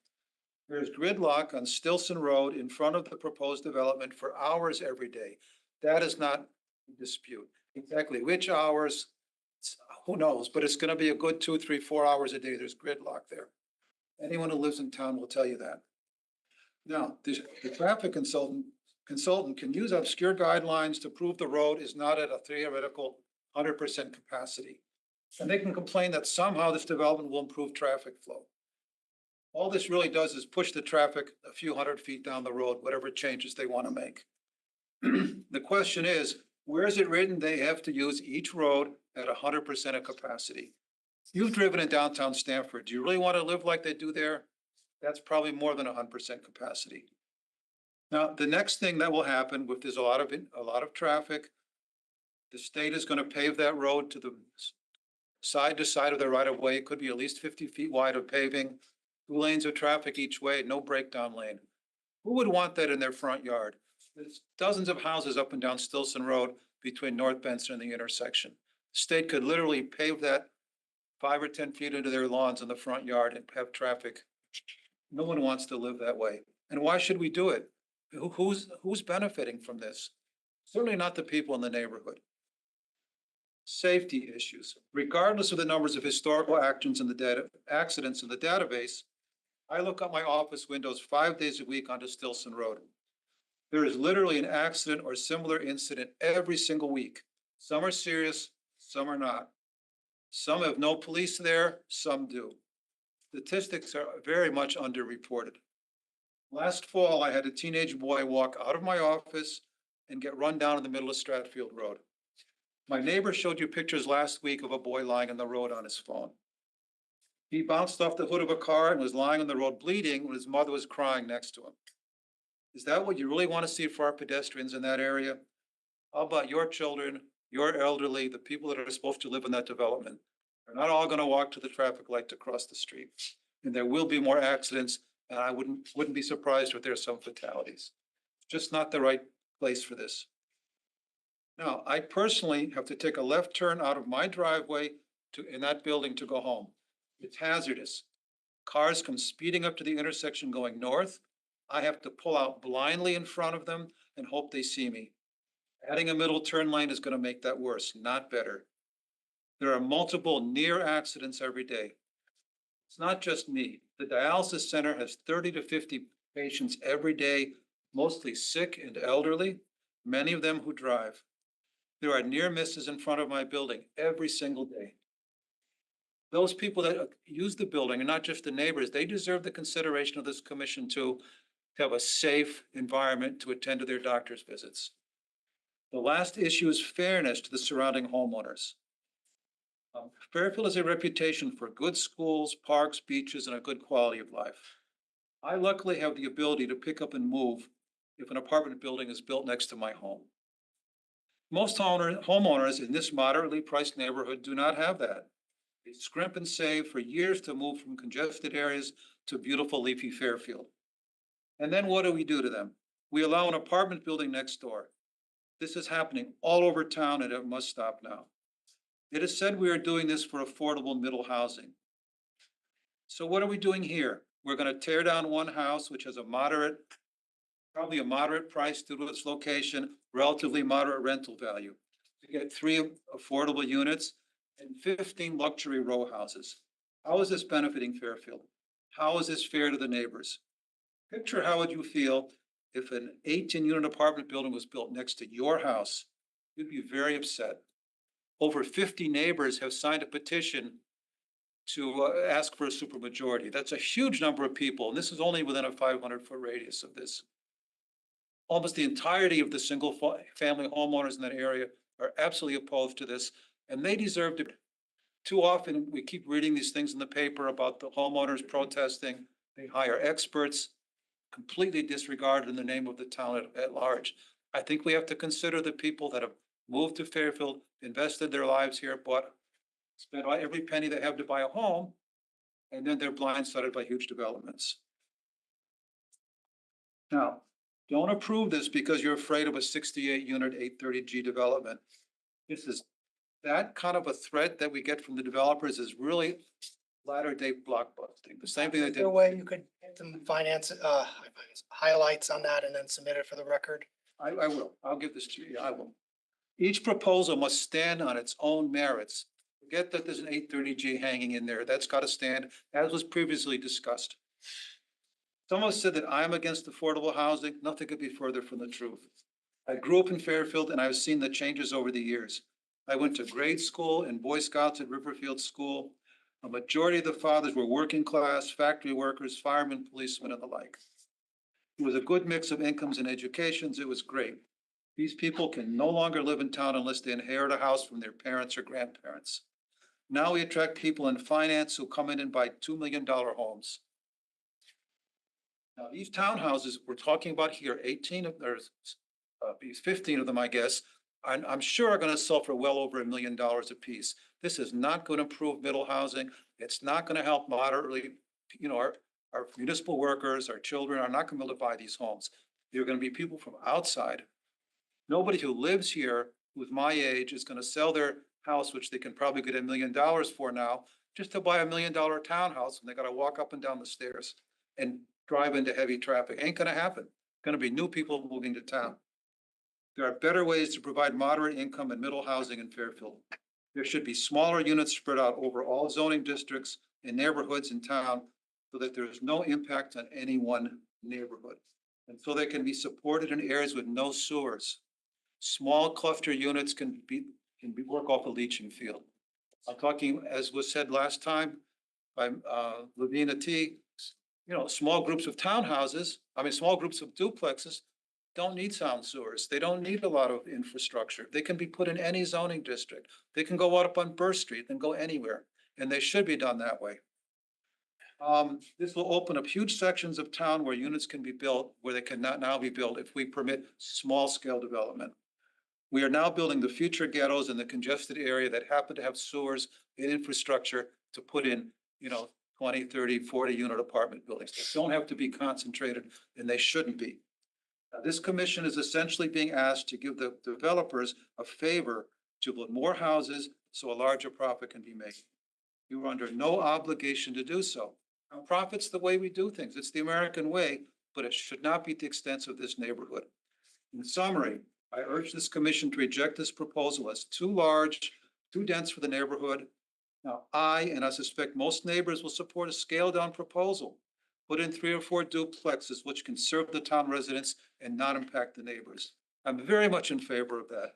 There'll still be a profit for the developers, just not the at least $20 million in gross sales. They're going to get 18 units on 1.5 acres of land. Thank you very much. Thank you.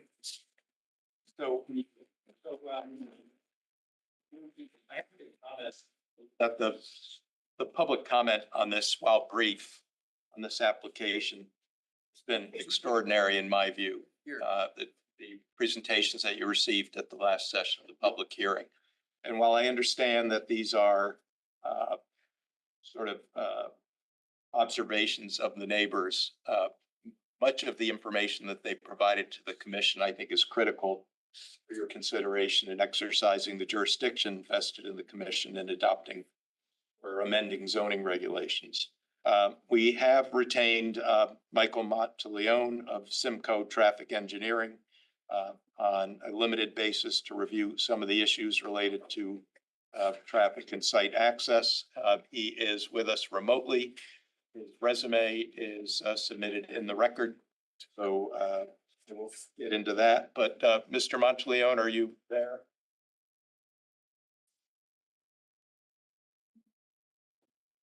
I am. All right. Mr. Monteleone, can you just briefly indicate to the commission what your task was in reviewing this application? Yeah, sure. I was asked to review the applicant's traffic study and related materials to see how they relate to impact assessment for traffic safety impact and access impact to the local community and the local road. And as part of that review, you reviewed the report and the various site plans. Correct. And what were the conclusions that you drew from reviewing those materials?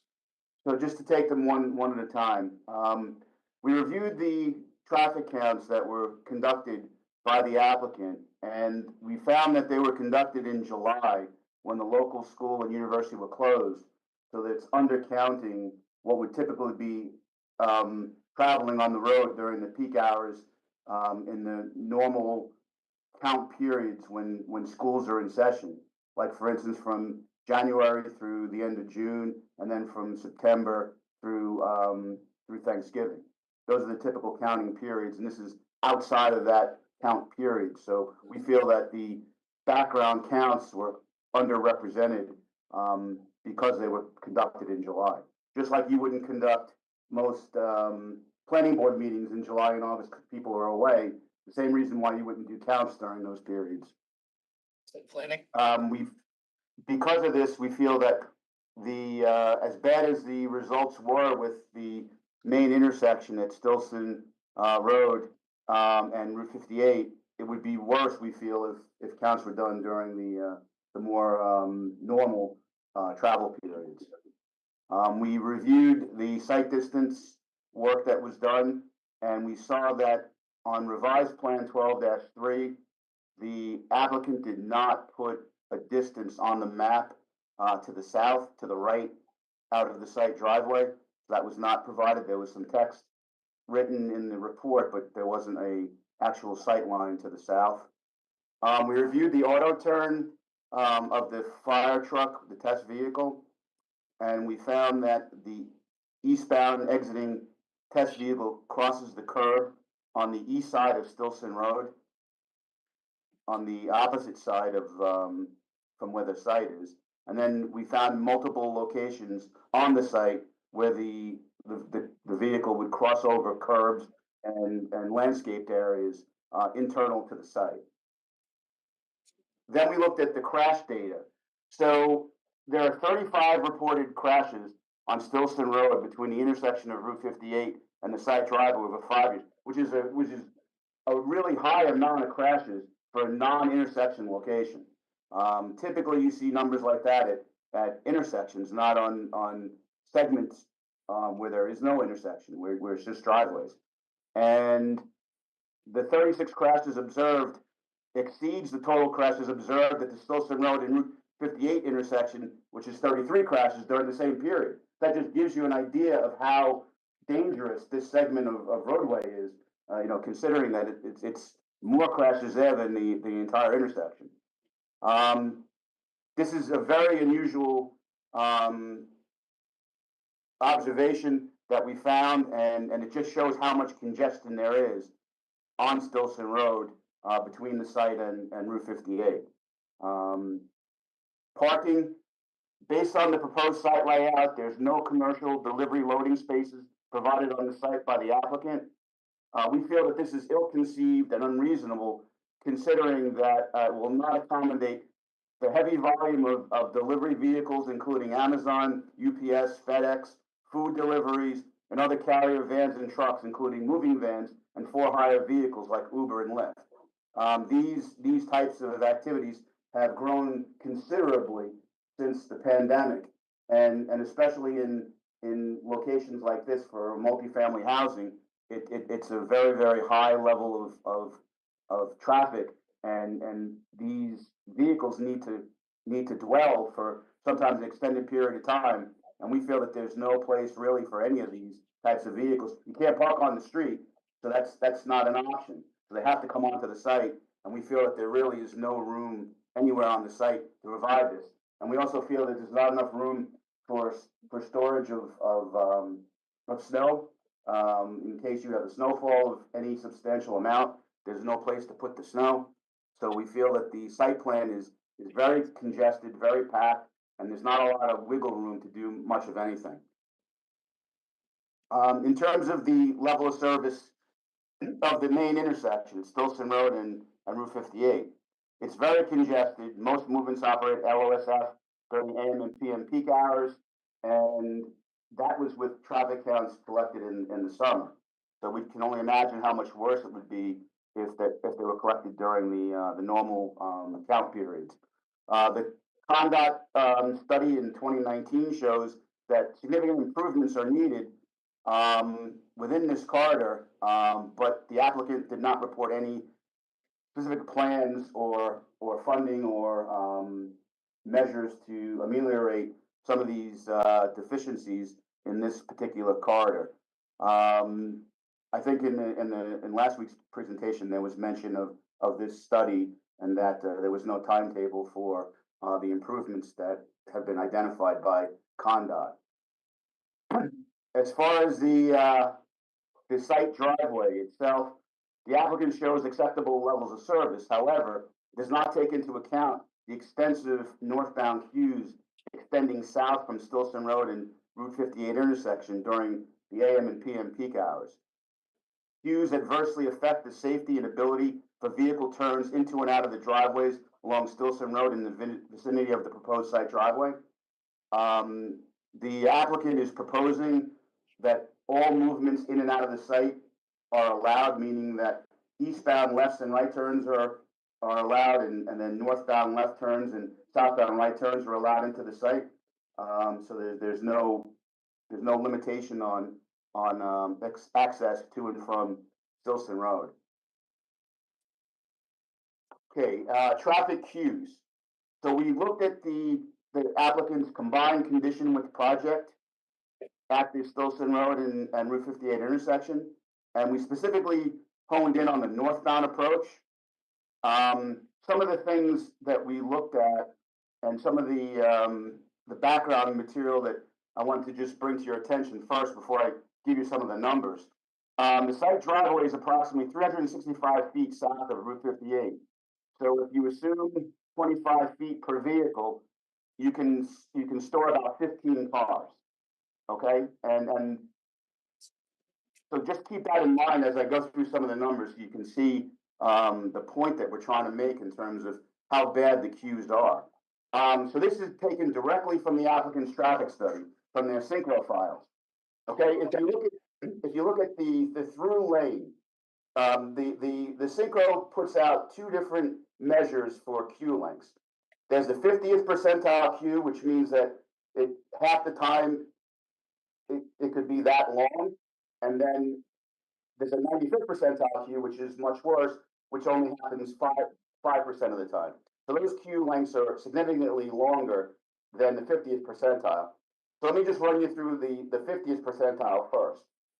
So in the AM, the through lane is 487 feet long, the queue that's projected by their model, which is 20 cars, which is 5 cars longer than the distance to the applicant's driveway. So at least half the time during the AM peak hour, the number of cars are probably longer because it's 20 cars. So more than half the time, cars are going to be blocking that driveway. If you look at the PM peak hour, the 50th percentile queue is 24 cars. That's even longer. So you probably would figure somewhere around 70 or 80% of the time that driveway is going to be blocked by queues, and that's the standing queue. It doesn't take into consideration the moving queue, because when cars approach the back end of the queue, they slow down but don't stop, and those effectively block the driveway also. So it's even worse than this. And then if you look at the 95th percentile queue, in the AM it's 25 cars compared to 15, and in the PM peak hour it's 33 cars compared to the 15. So this is a pretty dire situation. It really creates a safety hazard, and you can see by the number of crashes in that segment of road how high it is. It's not surprising considering all the congestion that you have in this segment. And the fact that you're adding another driveway into this mix really makes the safety situation a lot worse. And you know, as I mentioned, the 50 percentile queue shows that in both the AM and the PM peak hours that it extends across that driveway. So northbound left turns into the site, and eastbound left turns out of the site are going to be extremely difficult to make during those time periods. You know, there's going to be limited gaps, and gaps are what you use when you look at unsignalized intersections. There's going to be limited to no gaps. Cars are going to be frustrated. They're going to try to squeeze in through those limited gaps, and that's what causes crashes. Because people get frustrated, they don't want to wait, 4 or 5 minutes to turn. I mean, the level of service analysis shows there's no issue with the cars coming in and leaving, but that's not taking into account, the queue blocking the driveway. I think that covers everything I wanted to cover this evening. Thank you for the opportunity. So, Mr. Monteleone, just to put a point on it, based upon these findings, in particular, the queue lengths and based again on the percentile speeds during the AM peak hours and PM peak hours, is there safe vehicular ingress and egress from this site? I don't believe there is. I think that during the peak periods, it's going to be very, very difficult for vehicles to get in and out of that site driveway. That's based on your education, training, and experience. That is your opinion that it is not Right. the That site. is correct, and I feel that if the traffic volumes from the normal timing period we use, that queue might be even longer. All right. So just for the commission's benefit, this expedited schedule that we're all on after the hearing last week, Mr. Monteleone was involved with another project and couldn't produce a written report for tonight. If the commission would like some sort of bullet point summary, we can provide it. It's up to the commission, and you can decide that before you close the hearing. But we can do that if, or even in fairness to the applicant, if they prefer it. But I'm just offering that if you don't need it. Attorney Russo, thoughts on that? I know it's potentially opening up. Come on up. Always nice to have a written report. Assuming it was a complete summary of the testimony tonight, that would be one thing. It's just always tough. Is there a way maybe that Attorney Green can give you a bullet point to take a look at to see if that's? Sorry, Chair. No worries.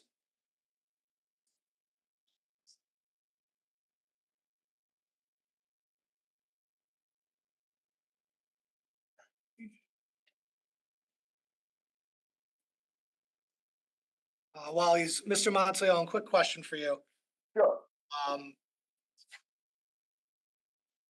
Dr. Braun had suggested, at least maybe a suggestion that the neighbors might, well, they certainly would like to see something scaled back with less units. Based on your testimony, is there, you think that any project would be unsafe if it was more than what's currently there? Or I think Dr. Braun, and I won't hold him to this, obviously said, 3 duplexes, 6 units. But is there a certain amount of units, less than 19, greater than 1, that you would see as, at least as far as traffic being safe for this area? A few things. So number one, if ConnDOT makes improvements to this corridor, then obviously that would facilitate safer ingress and egress to not only this driveway, but the other driveways in this corridor. That's the first thing. So that may not be within this time frame, so it may be a moot point, but I just wanted to bring that up. The second thing is that if the number of units were significantly reduced, in combination with maybe some turning movement prohibitions, like left turns in and left turns out, then that would certainly go a long way in making it safer. The combination of the two. Okay, but in your mind, just the turning prohibitions, left turns in or out, but 19 units would still not be safe in your mind? Well, I mean, yeah, it certainly would be a lot safer with less units. Certainly. How about the 19 units? Yeah. I think it's trying to push too much traffic through a very congested area. Are experts comfortable responding to the testimony he's given tonight without seeing? I think that's safer, so let's just do that. Questions for Mr. Monteleone, Commissioner Levy? I just want for clarification, your concern about the queue backup, is that on northbound traffic during AM and PM? Yes, that is correct. Thank you. Commissioner Randolph? Mr. Monteleone, unclear on what you're saying with regard to the ITE. You seem to dispute the assumptions made. Is that what do you think the ITE analysis is incorrect? Is that what you're saying? The ITE at all in my presentation. The ITE is about the trip generation. I did not call question to the trip generation at all. I'm sorry, so you did not, you think the volumes that are in, because I heard you say that you didn't think the volumes were correct.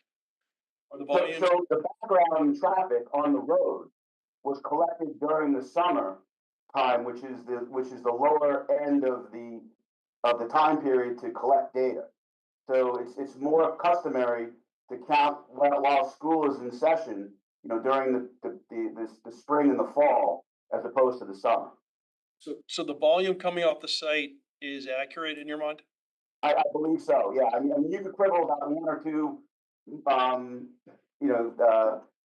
things, a vehicle here or there, but it's not enough to make a material difference to the overall analysis.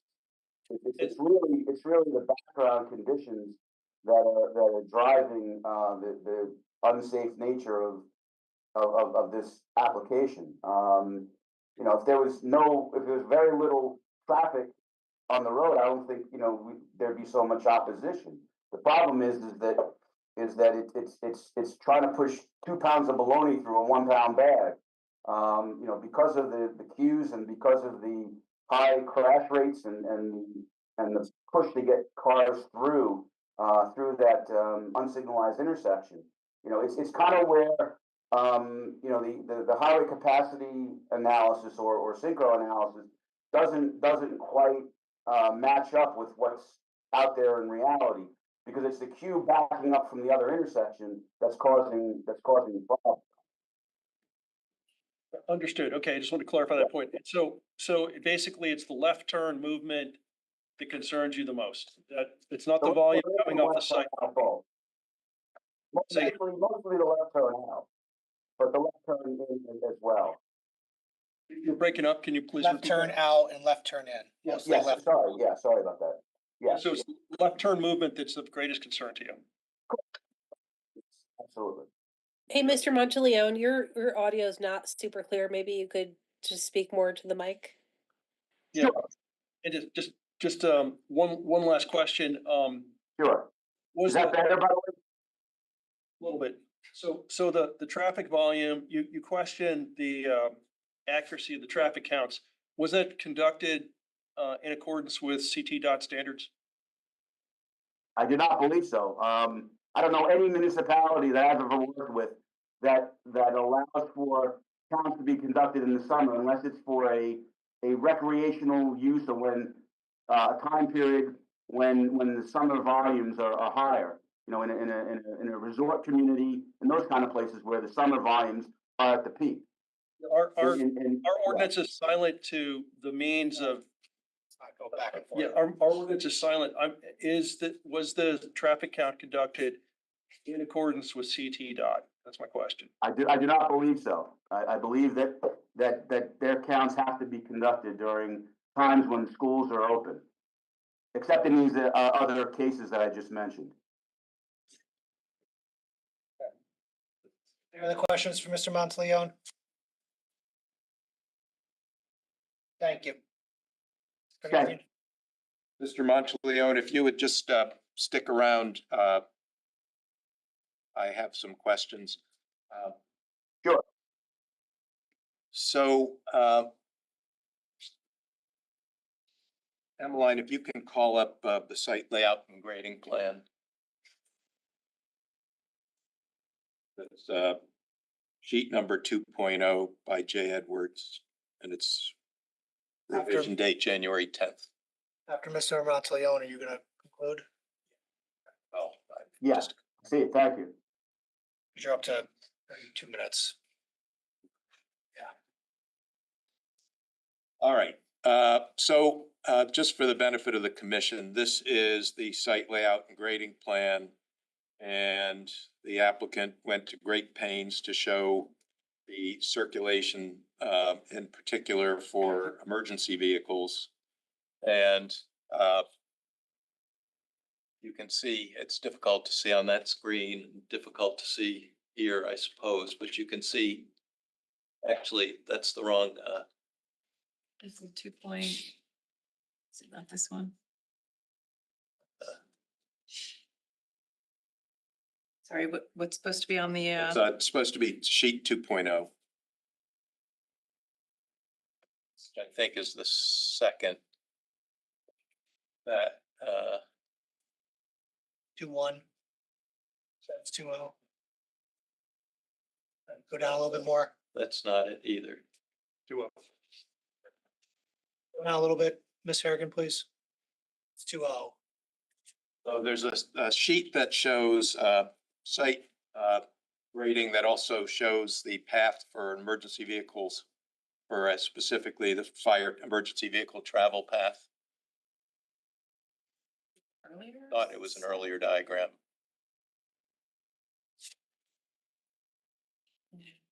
Hey, Russo, any help there? Yeah, I'm trying to find it, Chair. That's okay. It's the third page. It's right after the survey. Is it the, is it the first set, Chris? It'd be the sightline survey. Are you looking at the sightline survey, John? Is the original survey set though? Not the second survey set that you updated?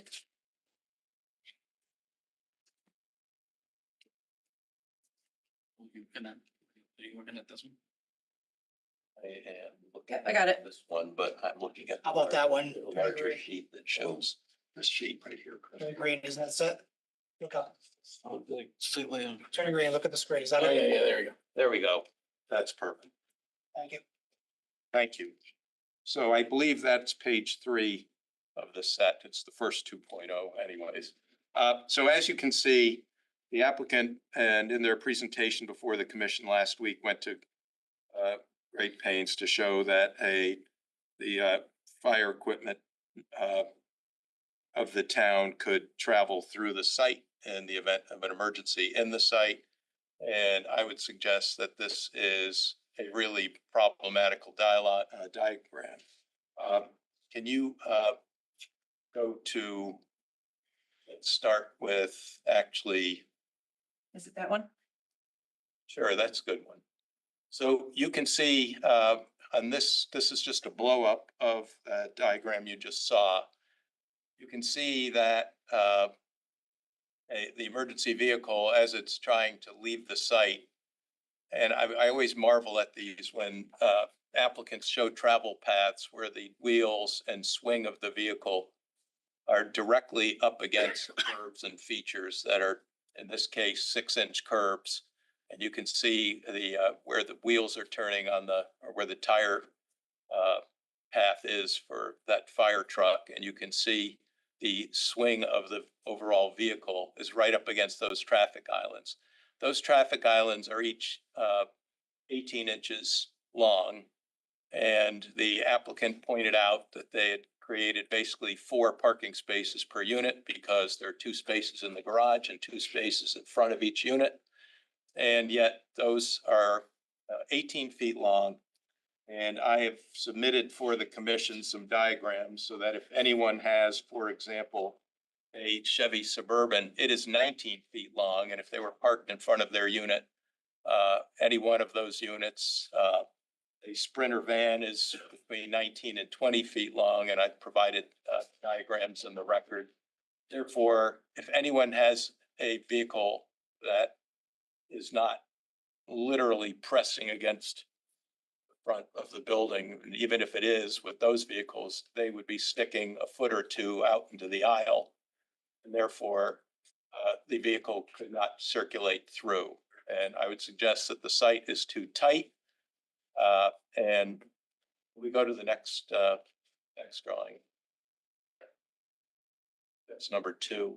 There's your Sprinter van, shows it's, I believe, 19 feet long. Next slide. That has the dimensions of the Chevy Suburban, published by Edmunds. Next slide. This shows that in order to navigate the turn, a fire truck will have to drive over a 6-inch curb. in order to make that turn. So literally would have to drive through it. Can we go to the next slide? You can just roll down a little bit. There's the landscaping plan. There's trees and significant arborvitaes and that sort of thing. So in order to navigate the site, a emergency vehicle would have to take out a poplar tree and several mature arborvitae in order to swing the turn after it drives over the curb. So though that would suggest to me that, and I hope this commission recognizes that this site does not provide adequate travel way and access for the town's emergency vehicles. Next slide. That driveway going to the back units is a two-way driveway and it is only 20 feet wide. Our town standards require 24-foot wide drives for two-way traffic. A single lane has to be with no parking along it, has to be 12 feet. Two lanes has to be 24 feet. And obviously that's a two-way aisle. And once again, that doesn't meet the town spec for parking. So I think in fairness, I'm not gonna take up much more time for the commission, but once again, you heard a lot from the public on this. One other thing I wanted to point out is as long as we're involved in trying to create these amenities that we talk about and a livable town and a walkable town, there's nothing on this site. There's no play area for kids. There's no sort of real open space. There's this, I guess, area in the back that is I think is a no mow, can't be mowed, and this grass is supposed to remain long. So there's very little in the way of any open space. This site is so tight. So, and considering, and this is something we discussed when you adopted the DRD regulation, and by the way, we have taken an appeal of that regulation. And just to sort of foreshadow, it's our position that the DRD regulation that you adopted does not conform to the uniformity requirements under Connecticut law, in that it provides the design of this applicant an advantage in terms of site usage to properties that border on a commercial zone. And so similarly situated DRDs that don't border on a commercial zone cannot avail themselves of the same standards and don't get to use their site to the same extent as this site, for example, that's claiming a benefit, and Attorney Russo spoke to that in terms of setbacks. So there's a uniformity problem with the regulation, but I guess that's for another day. So look, just to wrap up, this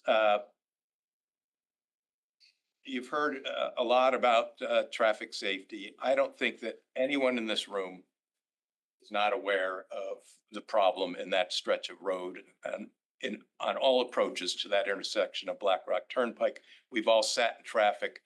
I frequently go that way myself, and I am constantly sitting on Stillson Road waiting to get through Black Rock Turnpike. And people coming the other way are going fast. And so, and we've provided both neighborhood observation, we've provided Mr. Monteleone, and I've got to say that everything he said, it reflects what we all know about that area. And based on McLaughlin and those sort of cases, we did need to provide that expert testimony, but it just basically verifies what we all know and what the neighbors said. The site obviously is just too tight. It's too densely developed. Certainly this threat and specter that we're all dealing with these 8-30G applications. Well, a more intense, more heavily occupied 8-30G application here is not going to be able to satisfy the legal standards of overcoming concerns of public health and safety based again on these traffic conditions. So we urge the commission really decline to approve the regulation amendment, map amendment, really for the design residence district and to deny the special permit that's being applied for. I don't know if you have any questions for me or for my client.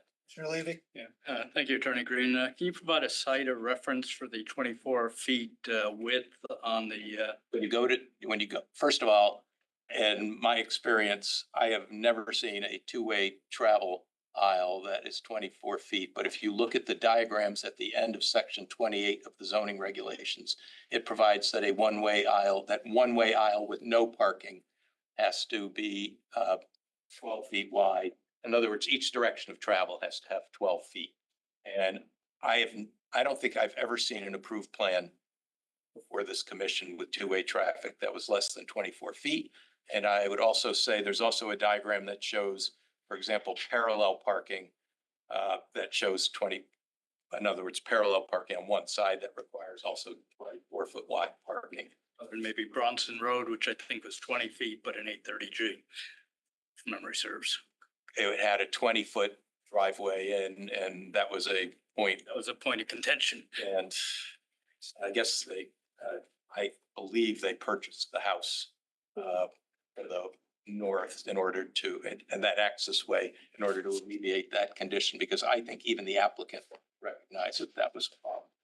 So I don't think I've seen and I looked at the subdivision regulations, and I think even in the subdivision regulations, sort of akin, they call out 24 widths for certain driveways and roads. Thank you. I have a question. Go ahead. Hi, Attorney Green, Alexis Harrison here, remote. I had a question, and I mentioned this to the applicant. Are you familiar with the memory care project in this vicinity from about, I don't know, 8 years ago or so? Yes, I represented the neighbors on that project. Oh, okay. So you have insight on the traffic study that was conducted? I do.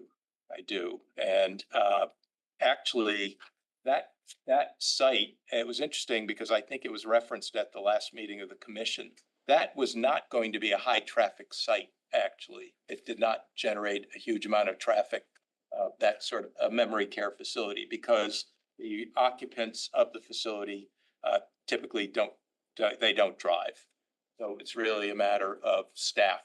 And it was a long time ago, but my recollection was that we talked a lot about like the changes of shifts for staff that worked there. And once again, the real difficulty is that it is, once again, traffic is a problem. There is a hill there, and if you actually look at it, there is a fair slope heading in I'll call it a northerly direction towards Black Rock Terminal. Commissioner Harrison, did you have a question? No, I asked one of them. I guess, and I don't want to seem like I'm leading the witness by any stretch, but do you think this development, this project would have more of an impact than the memory care that you were an attorney on? I do because for all the reasons that were identified by the public, by my client, and by Mr. Monteleone. And it's my view that there's been, over the last 8 years, there's been a significant amount of development on Black Rock Turnpike. And there's been a significant increase in the level of traffic. Okay. All right, and I did ask, and I will just reinforce it, that I did ask for the traffic study from the memory care put into the record, just so we could all reference it as we render decisions on this. So just want to restate that. Thank you. Memory care, though, was denied on the regulation amendment, right? We never really got to this special exception, whatever it was. I can't recall that. Look into it. I remember them denying it because it had to be commercial. I referenced an old article, Mr. Chairman, on it, and it did cite traffic concerns. I could certainly go back to FairTV decisions. Well, we'll worry about that later, but I remember it being denied on regulation amendment stuff, but that's neither here nor there. I know that we produced I believe we produced a traffic study by David Spear at the time. Well, I'm sure he did, because you had to do both. That's just my recollection. I'll reach out to staff just because that'd be helpful. All right. Thank you, Attorney Green. Thank you. 8 minutes. All right, that ends public comment. That ends public comments to those, to this, well, to these applications. I'll start with rebuttal. Russo, we got 9:10. I'm looking. On this too? No, I'm the last. Oh, you're the last one. There's no, Yeah, because I've got some consultants here. and no, yeah, let's, before you start, I mean, the next item is 1320 Kings Highway, which could be short, but we need to finish Stillson. I'm not pushing, I'll do whatever the commission wants, I but can't imagine we're gonna get to start Post Road, correct? We may just have to rejigger the next agenda. No, I mean, I just, I've alerted my client and consultants to be available on the 13th and the 20th, so. I mean, I think we should cut them loose, because I could be a miracle. I mean, right, Attorney Russo, you're gonna have what, half hour maybe? I mean, I have Dave Sullivan here, so he's gonna speak to traffic, so he's gotta present, and then I gotta respond. I have to go through standards. Okay. Do you have to open though? Do you need to I open don't tonight? think we need to open as No. long as we're on the 13th. Fair enough. So I would, I can't imagine, I'm sorry, but. No, I'm fine, and I thank you. Thank you. You can make, you gotta do what you gotta do, Attorney Russo, this is your rebuttal, piece to it, well, efficiency, Efficiency. that's the word. I'm all about it. Chair, members of the commission, Chris Russo with Russo and Rizzi LLC, offices at 10 Cecil Hill Road, Fairfield, here on behalf of the applicant. I will run through, hitting on points from last meeting, and this meeting. I will, try to just go through them quickly and then turn it over to Dave Sullivan, who is here to, speak on traffic. Just to go, so Commissioner Randolph had a series of comments. I think a couple of them we addressed, Commissioner Randolph. One was fire truck turning. That did come up tonight, though, again, with Attorney Green. We showed that plan at the last hearing. The other thing I'll just state on that, because Attorney Green's brought it up again, is we had a code review, which was attended by the Fire Marshal Fire Department. They submitted comments on that plan, though the minutes from that meeting are in the record. So they reviewed that. And so I would defer to the fire department and the fire marshal on that. I think what Attorney Green is confusing is the bumper, and between the bumper and the wheels. And he's seeing that cross over the line. But again, that was reviewed during that code review, session. Attorney Randolph, is it quick? Yes. So, I'm sorry. Who determines whether the turning radius is safe for for our municipality, for our town?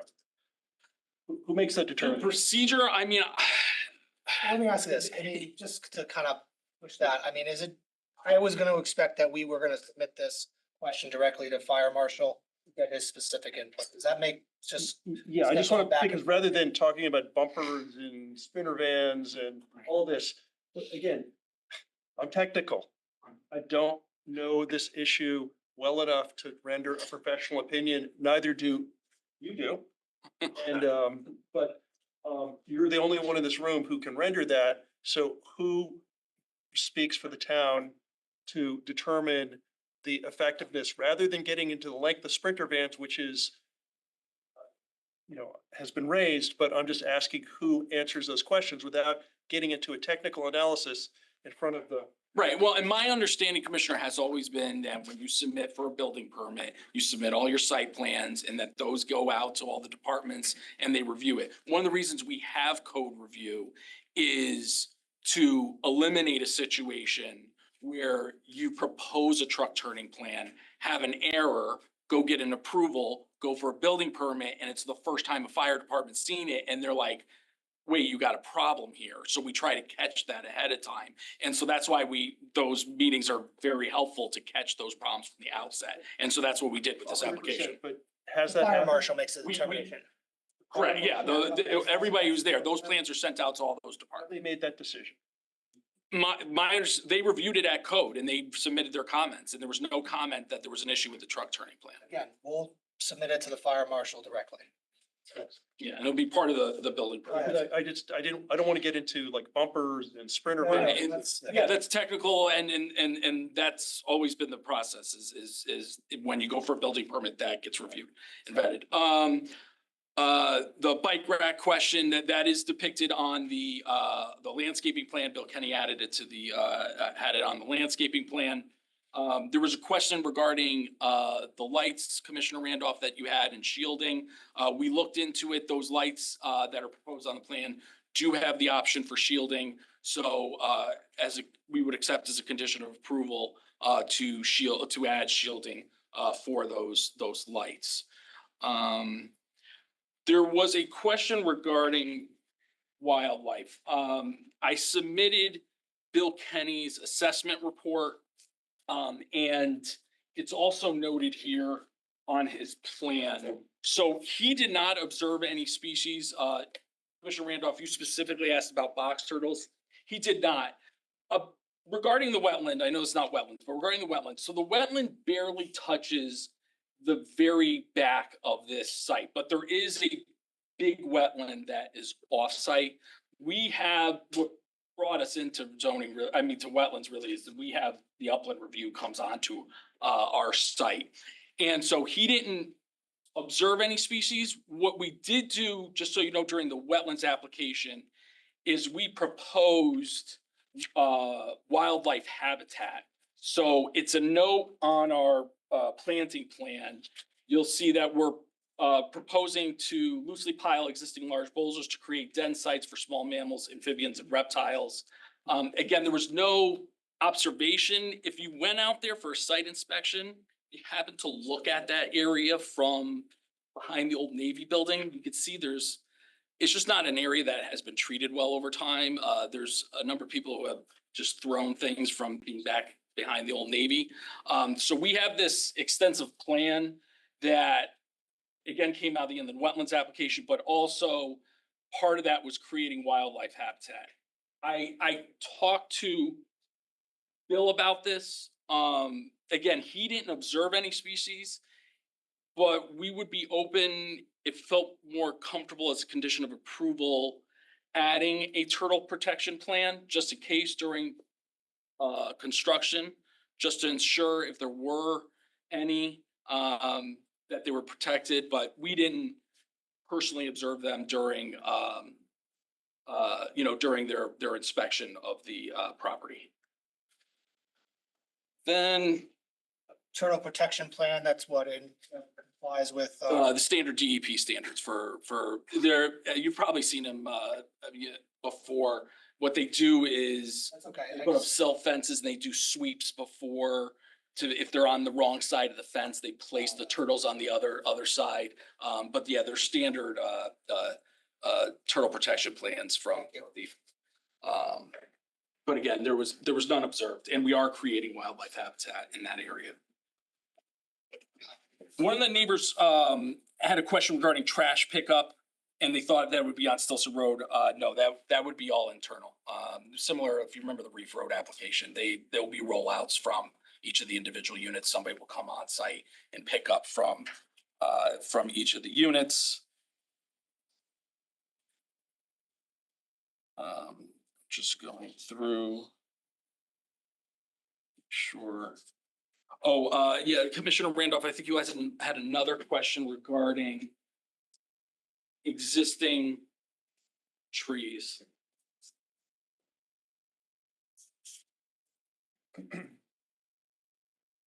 So there are existing trees that are proposed to be removed here. We have a planting plan here.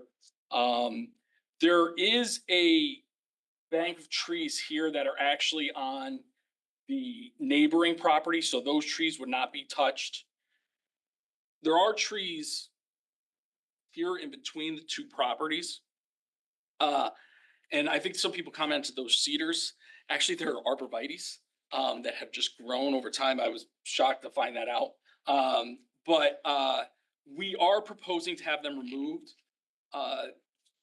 Bill Kenny said there might be a potential, again, depending on the fire truck turning, that this might be able to be expanded to protect those trees. We just, in a week, haven't been able to determine if that's possible. But again, that's something, it would have to be subject to the fire department and engineering signing off on it. But if we had the potential to expand this planting buffer, we might be able to preserve those trees, but they are actually arborvitae.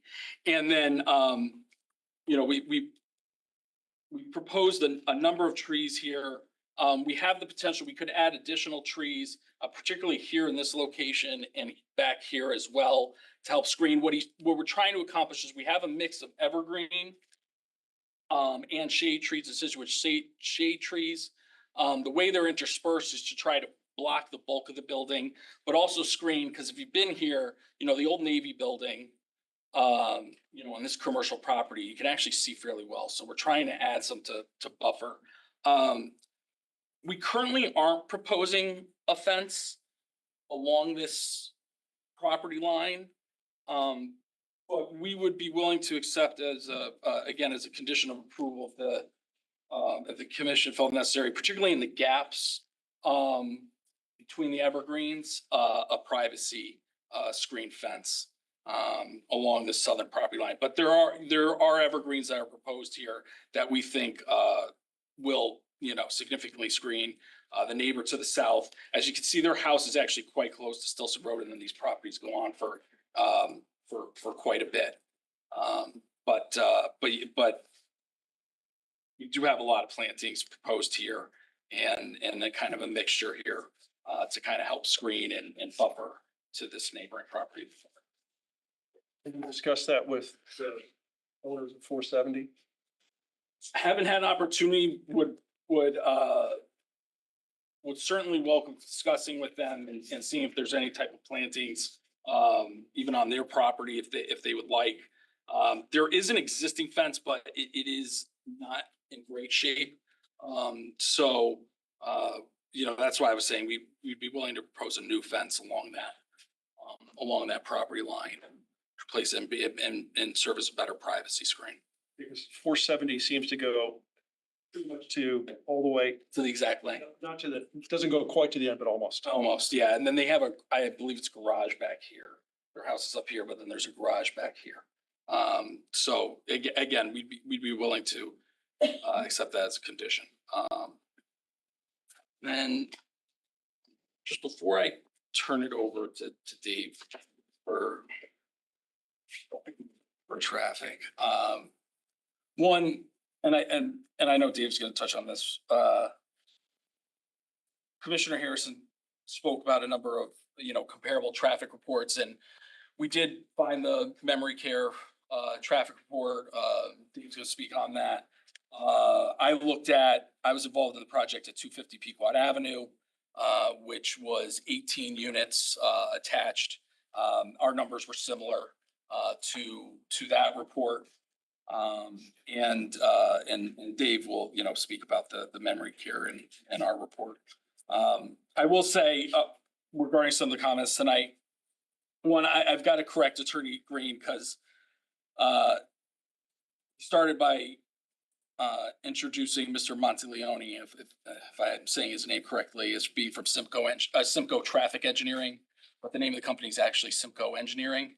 And my understanding is that Mr. Monteleone is not a traffic engineer or a professional transportation planner. You know, again, there was no report submitted. There was a lot of I don't believe and things like that. There was no report submitted with evidence regarding our report. And I think, you know, Dave's going to go and review our report and what we found. Well, one thing I'll say too about this location, and if we're planning and we're looking at the POCD, it's saturated with language regarding turning Fairfield into a walkable town, Which including POCD? Current POCD. Okay, thank you. There's always confusion on what's current and what's not The current. current one, yeah, the current one and the draft one. Can you specify the year for the current? The current one is 2016, I believe was the latest. If I have that right. And including the section that is Sand Border and Black Rock Turnpike. And if you're gonna make the town walkable, that means that people have to be close enough to be able to walk to it and to walk to these commercial corridors. It doesn't work if you place dense housing at considerable distances from these commercial corridors.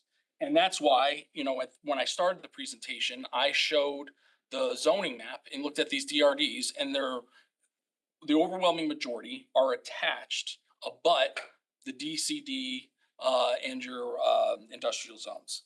They're attached to your major commercial corridors. And that type of development will promote for this town to become walkable. What I've observed, and again, this is just personal, is new residential development came in close proximity to Post Road downtown. So too did pedestrian accommodations. It has room to grow. Commissioner, I think as you were pointing out in a previous application, Post Road downtown has room to grow.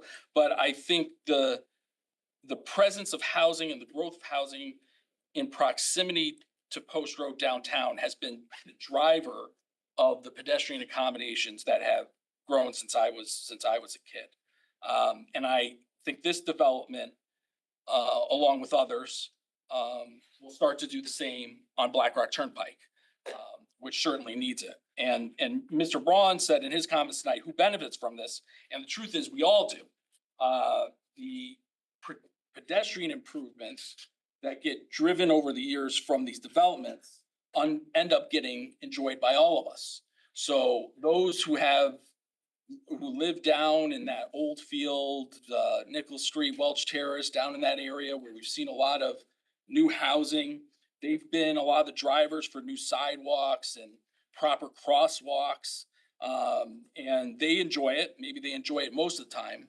But all of us who drive down there and enjoy the restaurants down there, we also get to enjoy it. So I think we all benefit. There were a couple other, I mentioned, I spoke on the truck turning, but there were a couple other comments from Attorney Green and Mr. Monteleone. The first being the site distance. There was a claim that we don't have the site distance for the right turn. Pointing out our sightline survey that is shown, and it's shown as being greater than 500 feet. And I think Mr. Monteleone was looking at the top, which shows 328 feet, 328.1 feet, looking to the left. But if you look down here, it's a continuation, sightline looking right, it's 500 plus feet. So that is submitted. We have plenty of site distance looking to the right. The other was a requirement. I think Attorney Green was trying to say that for some reason in front of the units, we have to accommodate a 9x20 truck, and that's not your standard. We don't, it's 9x18 for a parking space. I will also say all those units also have garages, so cars, vehicles can pull into the garages. And then we also have enough space behind for a typical 9x18 parking space under your standards. With that, I'll turn it over to Dave to respond to the rest of the traffic comments. Thank you. Dave Sullivan, SLR. So I have a couple of sets of notes. I'll try to combine them from the Mr. Monteleone's and what I had prepared earlier. The first thing was, and some of these were, I think from the public or the commission last week. My colleague was on the call for the last meeting. One was about this 168 Kings Drive application. Why are they projecting the same amount of traffic as we are, and they got half as many units? And the answer is simple. We looked at their traffic study, and they use rates for single-family homes. Single-family homes generate higher traffic than attached homes like this, which are considered attached single-family homes. So detached are the McMansions, attached are what are taking place here. So if he was to use the same standards that we used, he would have about half as much traffic because there's half as many units. If you look on the report, you could see he actually did a list of all the categories and then took the highest one. So the memory care. Okay, so we did get a hold of the memory care study, and I don't really know why it was denied. All I could do is really compare what was there and what was here now. Request. All right, can that be, do we have that in the record already? This traffic study from memory care? We can add it.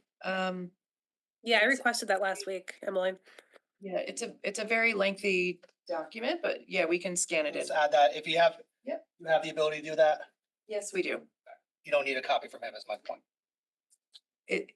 Is that just a couple of, That's the initial preamble on it, because it's, Commissioner Harrison, do you want the 200-page each traffic report in its 200 entirety? pages is a lot, but Executive summaries. I think summaries is sufficient. Yeah, thank you. Thank you. This has the text, the tables, and the graphics. No, I think we have it, so we're fine. So Okay. thank you. All right. Can we just note our objection? You're objecting? Are we gonna get to comment on that document? I question the relevance of the document. It's a different use. Wait a minute, yeah, I mean, it was requested last time. You had a chance to talk about it tonight, so if objection noted, that's fine, but it's gonna go in the record. It's been requested, that's fine. I mean, my only comment on the chair would be, typically, when you have an application and you have opposition, if you hire experts, the experts go into town and review materials, and then they take that and they can incorporate it in reports. And you don't necessarily submit all the reports. Our expert went, reviewed it, gathered the information, and is commenting on it, and their expert could have done the same thing. Don't worry about that. Don't worry about them. I mean, I understood that you were okay with this going in the record. Are you- I'm okay, yes, I mean, yeah, if Commissioner Harrison's asking to be put in there. The only thing I would say though, on top of that though, is to be careful is and that application might have been denied for much different reasons than just Oh, traffic. and yes, There was and sightline- attorney Russo, I agree with that. With that as well. No, that's fine. Just keep going. I think we're good. The only point I wanted to make, the only thing I could tell by looking at this and looking at what we've done, the only difference is they have more traffic and they have no recommendations for extending that turn lane, which is an important improvement. So that's the only point there. No, I would just add, Attorney Russo, and I appreciate your thoughts. I totally get it. They're totally different applications, and I've always stated applications that are different should be always, accredited on their merits. So I take, I'm just curious just for my own, information gathering, and that's really it. Just so you know that. Thank you. Keep going. Okay, the next thing is, I'll just talk a little bit about the crashes. Yes, I think there was 37 and it was a 5-year period. We started doing 5-year periods since the pandemic, really. It used to be 3 years. So 37 is divided by 5. That's 7 a year. It's not an alarming number for a stretch of arterial that has traffic signals, which are creating queues, as a number of curb cuts. That's why you do access management, things like that. What we look for is to make sure, we look for 2 things. One, we look for the frequency, and in this case, it's not alarming. It's what we would expect on the type of road and what the severity are. And almost all of these accidents are property damage only. There were 5 of them over 5 years, which they classify as potential injury, which basically means somebody says, I might have a sore shoulder, but there's no official injury that's diagnosed at the state. There were none of those type of injuries. So not to diminish any accident, but again, the frequency, the type, and the severity are all what we would expect on a stretch of road like this. And we wouldn't be changing that. If anything, with the extended left turn lane, we would have a little more organization of the road out front. And then I think the last thing kind of covers a few things. Covers the counts, it covers the level of service, and it covers the queue blockage. So first of all, with the July counts, it's not automatic that you don't take counts in July. You don't take counts in July if you know for a fact going into it that you're going to get lower volumes. In this particular case, it's a mixed area. We know there's a lot of retail. We know there's some commuter traffic and things of that nature. That's fairly steady. So we said, well, let's count it rather than wait 3 months to start the traffic study. We did the counts, we checked our counts we used the same process. Somebody asked if this was DOT standards. We did the same process that they would do. So we took their latest Black Rock Turnpike count that they had. They count every 3 years or so on all of their state highways. And we compared their counts to our counts, and we were significantly higher. And then we took it a step further. We said, well, there was the quarter study. It's a little bit older, but it was done, 5 years ago or 7 years ago. Let's look at those volumes. We were significantly higher than that. So our choice was use these higher volumes or could have waited 3 months, go on and got lower counts, got better results. We made a decision that we might as well go with the higher counts and the worst levels of service because it doesn't really matter. We're not generating hardly any traffic. For example, in the afternoon peak hour count, going through that intersection, there's over 2,000 vehicles. We're adding 5. That's in all directions. That's taking a right on Black Rock, taking a left on Black Rock, taking a left into Stillson, and taking a right into Stillson. 5. You wouldn't even notice them. The change in traffic volumes, that 2,000, let's say it's 2,000. The next day it might be 2,100. The next day it might be 1,900. So the variability in the traffic volumes is usually we say it's likely not perceivable. This will not be perceptible at that intersection. So with that being said, we said, okay, let's focus on a site frontage. Let's look at what they said in the Black Rock quarter study. And as a matter of fact, the Richter said, is there anything we can do from that study? And I said, well, yeah, we could extend the left turn lane. That's one of their recommendations, and we could double the queuing. So, which gets to the queuing. There's blockage. A lot of that not a lot of it, but the extent of that blockage takes place because of the short left turn. If you want to take a left turn and that left turn lane is blocked, where are you waiting to get into that? Well, you're in a through lane. So now you have 2 lanes of traffic, people that want to take a left turn and people that want to go through and people that want to go right. All of those people are now blocked because that left turn lane is not long enough.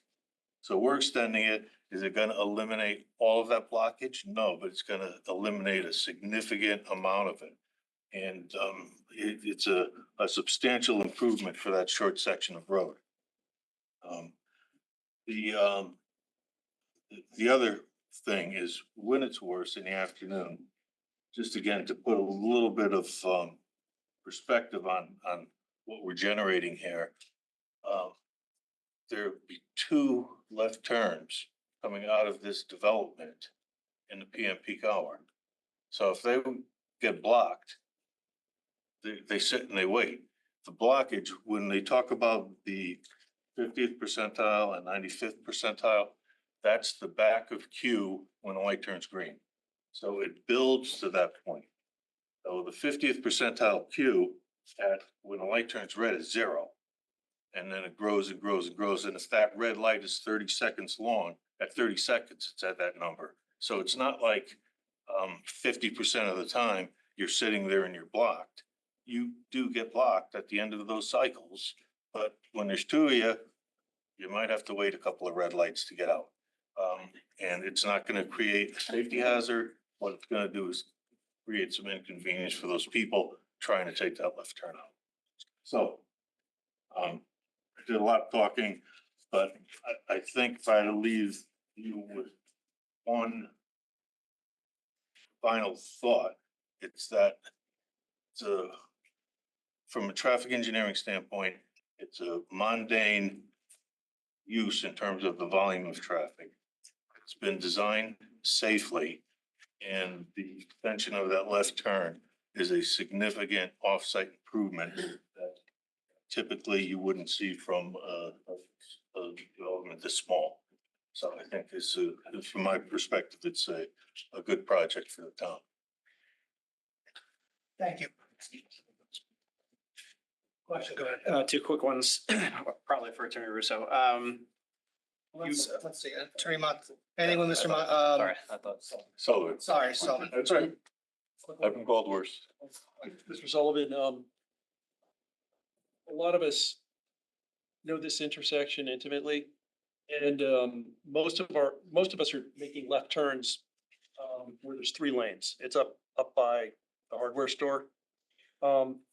It's a left turn lane that's exiting the proposed project. There's 2 lanes of traffic, and it's further south on 135 Stillson Road.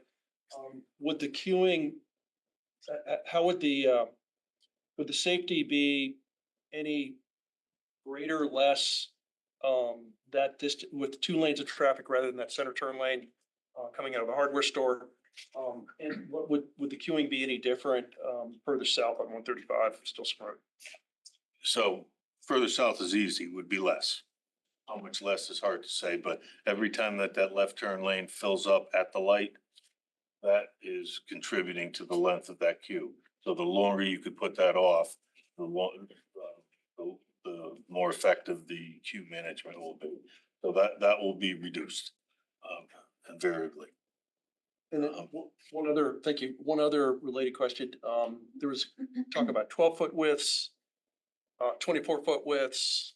Could you just address what the requirements are? Standard driveway is 24 feet, similar to any shopping center, 18-foot parking stalls, 24-foot travelway. State used to demand 12-foot lanes. They've got friendlier with their use of pavement and given more to the shoulders. They go to 11 feet, and in some cases for turn lanes, they'll go as low as 10 feet. Anything else? And Commissioner Randolph, you're talking about the area in the back. So there, and this was Attorney Green's referring to, in the back, there are 2 units that are all on their own back there. And in that area, we had shrunk that down to 20 feet. The commission has the discretion to reduce widths of driveways under your regulations. Hold on one second, let me see, is there any other questions for Mr. Sullivan? He answered my I question. know, yeah, any others? All right, I think we're all set with Mr. Sullivan. Finish your point. Well, so you do have the ability to reduce that for 2 units. That seemed to be logical. There is the room to increase that to 24 if the commission felt necessary. It just seemed excessive for 2 units. How much more do you have? I'm gonna run through my standards real quick. I do have one more question for Attorney Russo, but he's happy to go through his standards first. Well, and That's fine, go through. okay, all right. Yeah, he took one of them anyway. Okay, good. Now I gotta find my spot. Okay, so with regard to the zone change, and I'll go through this real quickly because I did start this at the presentation last time. For the zone change, we satisfy all your standards required for the DRD as far as size, and we're located on a collector road.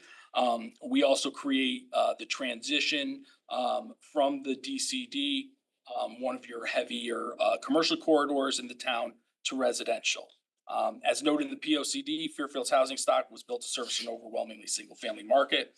It also identified a trend that the baby boomer generation has been reaching retirement age, which is leading to an increased demand for downsizing options such as smaller homes, townhouses, or retirement communities. This application directly addresses this trend by creating a DRD and permitting a density to address this demand from the baby boomer generation.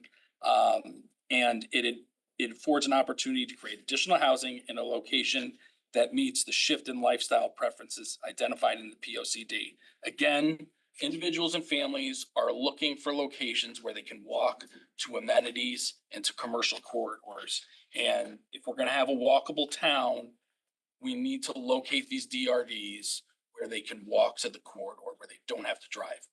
I who have to drive to all these commercial corridors and creating the traffic problems that exist in the town. Not the people who are so close to the commercial corridors that they can walk down there and use all those services. I'll also say this, with your most recent text amendment that increased the required percentage to 15%. This project goes towards meeting your affordable housing goal demands, and more so than any development that we've had before, with respect to DRD at least. Then with regard to your special permit standards, if the DRD is approved, the use is certainly permitted. The density is actually less than what would be permitted under the current standards, which would be 21 units would be permitted. We're proposing to demolish 1 unit, create 18 units, and leave 1 unit remaining. Again, it's demolishing 1, creating 18, and leaving 1 unit. The site plan satisfies all your zoning standards, including your recently approved amendment to the DRD regs. We have more than adequate parking for 9x18 spaces at each new unit, and an additional 10 spaces on top of that, plus the existing parking for the dwelling that's there that's remaining. We've submitted architecturals. We also submitted renderings that show you a perspective of what the project will look like, which we think is in harmony with a lot of recent development that we've seen in town. We've provided extensive landscaping on our site, which has been utilized to screen the bulk of our buildings, but also the adjacent commercial district, to enhance the wetlands area, and also to beautify streetscape. And again, we'd be happy to accept a condition of approval to provide a privacy screen fence along our southern border to that neighbor. But there is an extensive evergreen buffer that's being proposed along that property line. Our sight lines are compliant for both directions. That is a submitted plan. We've also, and again, this goes to what the DRD is trying to achieve. We've tried to create not just a buffer between the commercial and single family, but we've tried to create a transition with the design on our site by locating the bulk of the buildings closer to the commercial corridor and putting our lowest unit count buildings on the side nearest the single family zone. And if you remember, that was one of the reg amendments that I had proposed that would allow the setbacks to match the commercial district on that northern side. So that is the smaller setback, which allows us to have an increased setback, which is over 30 feet to the residential, the single family residential zone below us. 30 seconds. 30 seconds.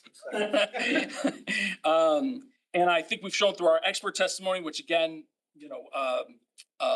Dave is an expert traffic engineer, is that this development is going to have an imperceptible increase in traffic on the roadways, which does not outweigh the tremendous need for this type of housing. And yes, in this type of location, residents can utilize the commercial corridor on foot. And I'll just say, these are units that are intended to be owner occupied, and we believe will be a tremendous asset for the town, in a great location.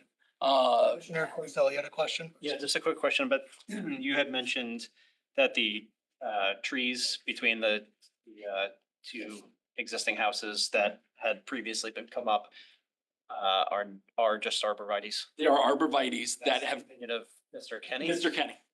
If you leave arborvitaes in a forest, that is apparently what will happen to them over a very long period of time. Commissioner Harrison? And we do have the potential that if it doesn't interfere with the turning radius, that we could preserve them by extending the planting island a little bit higher. Commissioner Harrison had a question. I did, yeah, and this is going back, I think, to your initial presentation, Attorney Russo, is Yes. that, there was a lot of talk about, the so-called missing middle housing in Fairfield. But, I don't think we've ever really talked about, I don't think this commission really talks about, is really attainable housing, which really refers to housing that's designed for moderate income individuals, those earning way too much for a subsidized program like 830G, but enough to comfortably afford market rate housing. So talk to me about what kind of attainable housing this kind of development would have. Well, I mean, it's one, we have the 3 affordable units, obviously. We're maintaining this existing single family dwelling, and we're providing new units in a different area of town that there have been some developments around in this area, but I mean, that's the market drives a lot of these things, but I think this is, Right. the way this is, it's not a amenity heavy development. So that will help lower the cost. The amenity is really the proximity to Black Rock Turnpike and, the restaurants that are there and the access to it. And so that will hopefully help keep the price down. I mean, I can't really speak for the developer on that, but That's fine. prices, but No, and I yeah. appreciate it. And look, I know that given our proximity to New York and, the market, drives a lot of the costs. But I think this commission should really be focused on making housing accessible to a wide range of individuals and families, not just, one income level. And missing middle, I think, is a misnomer. I don't think it's gonna help for attainable housing. It's gonna help maybe a certain income level. I don't think it's, so that's just my commercial for that. I don't think it, maybe not relevant to your development, but I think it's a misnomer that missing middle is gonna help with every income level. That seems to be what's often espoused. So Well, I I just, think different developments help different, folks, but I mean, I think it being owner occupied, I think is something that the town is looking for more and more, in contrast to some of the apartment developments that you'd be seeing. absolutely. think this All right, can we leave it there? So All I agree with that. Yep. Thank you, Attorney Russo. Always good to see you. Thank you. right, with that, I'll end the hearing on this application. Thank you very much. Thank you. I'm gonna call quickly 1320 Kings Highway. I'm gonna advise the commission that I think we should stay late for this application. I get the sense that it's a quick one, and I think it's worthwhile to get this out off our plate. Thank you. How much later, Mr. Chairman? I don't know. Say, We will do our best to meet your deadline. because, I'm happy to be here all night. So whatever is needed. well, let's see, it's obviously gonna depend on what happens. I'm guessing a lot of the public is leaving on this, but we'll see what public engagement is like. But considering that they've waited, considering our plate load, and I don't wanna tell them now, obviously efficiency and I won't say haste, I'll say efficiency. It's helpful, but I think it's worthwhile giving you the time to stay late. Objections? Sure. Thank you very much. For the record, John Nuff, 135 Broad Street, Milford, Connecticut, on behalf of the applicant. I do appreciate the accommodation. Our traffic engineer, Chris, is who we hear from in a moment. He's from Washington DC, so he traveled here to be here in person. So we appreciate the accommodation and we'll be as quickly as possible, as fast as possible. Obviously be as complete as you need to be. Understood. Thank you. So my client is 1320 KHC Associates, which is the owner of the property at 1320 Kings Highway Cutoff. We're in a design commercial zone. The property consists of just under 39,000 square feet. It is the site of the former and vacant Bank of America building, and we're located between the public storage space and the Spice Club restaurant. There are 2 applications before you. One is a special permit. The second is the coastal site plan application for a 5,000 square foot building, 3 restaurant spaces, 1 2,400 square foot takeout restaurant with the drive-through, and 2 1,300 square foot restaurants. The application proposed very attractive building and landscape plan. We comply with all your bulk requirements, including parking. We're reducing the overall impervious coverage. We provide stormwater treatment. The town engineer has no concerns based upon exchange of emails today. We're eliminating a curb cut and consolidating the ingress and egress and moving a curb cut as far away from the traffic circle as possible. And we've also made provision for safe pedestrian access. So with that, I'm going to give you Chaz Evans, who's a professional engineer from Boulder Engineering, to walk you quickly through the site plan. Thanks, John. For the record, John stated, Chaz Evans, licensed professional engineer in the state of Connecticut with Bowler Engineering offices at 65 LaSalle Road in West Hartford. John stole most of my presentation, gave you a good overview of the existing conditions, proposed conditions. One thing I will add from an engineering standpoint is the existing building is at floodplain elevation 10. To provide additional floodplain storage in coordination with town ordinances, the proposed building is going to elevation 9.5. That is below the floodplain elevation, but the architect will speak to it later, that the building is being flood proof. To mitigate that, again, the goal of the development was to provide the additional floodplain storage in lieu of trying and flood proof the building in lieu of trying to raise the elevation. As John mentioned, proposing 3 restaurants, one being a takeout restaurant, required 44 parking spaces for the 3 uses. We currently propose 45 spaces, of which 4 of those are EV charging to meet state statute. There's also one 12-foot drive-through lane and a 10-foot bypass lane on the side of the building. So again, in future in our presentation, you'll see some architectural renderings. The drive-through, unlike typical drive-throughs you'd see as you drive past the road, is shielded in the direction of travel, kind of hidden on the side of the building with the bypass and providing 9 queuing spaces in that drive-through lane and then queuing after the building prior to making the right turn on Kings Highway cutoff. Trash enclosure at the rear of the building, bike racks are at the rear of the building, and we've completed the necessary fire truck turning templates to make sure emergency services can access to that building. Next slide. Only other comment I will add from a landscaping perspective, currently there are 6 trees we're proposing to be removed. 5 of those are currently within the parking area of the building, and we're proposing a total of 10 trees, mostly along the right side of the property, 2 within the interior parking space, and 5 to buffer the trash enclosure. With that, I'll kick it over to the traffic team. And this is Chris Teisler from Kittleson.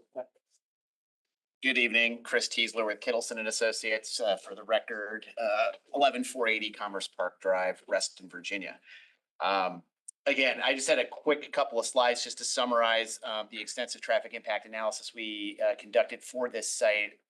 I think she's probably got them up there somewhere. If you keep going, they'll just be on here, I think. Maybe we'll go past the this one. Oh, couple more. Keep going. Keep going. Keep going. Here we go. Yep. Okay. So we know where the site is. We can skip that slide. I think I'm just going to start with, I think, key transportation improvements that the applicant is bringing to the table. The first one is that the redevelopment of this site will consolidate 2 existing access points to the property to a single access point, right? That's an improvement from an access management, safety, and reduction in conflict points relative to the current condition.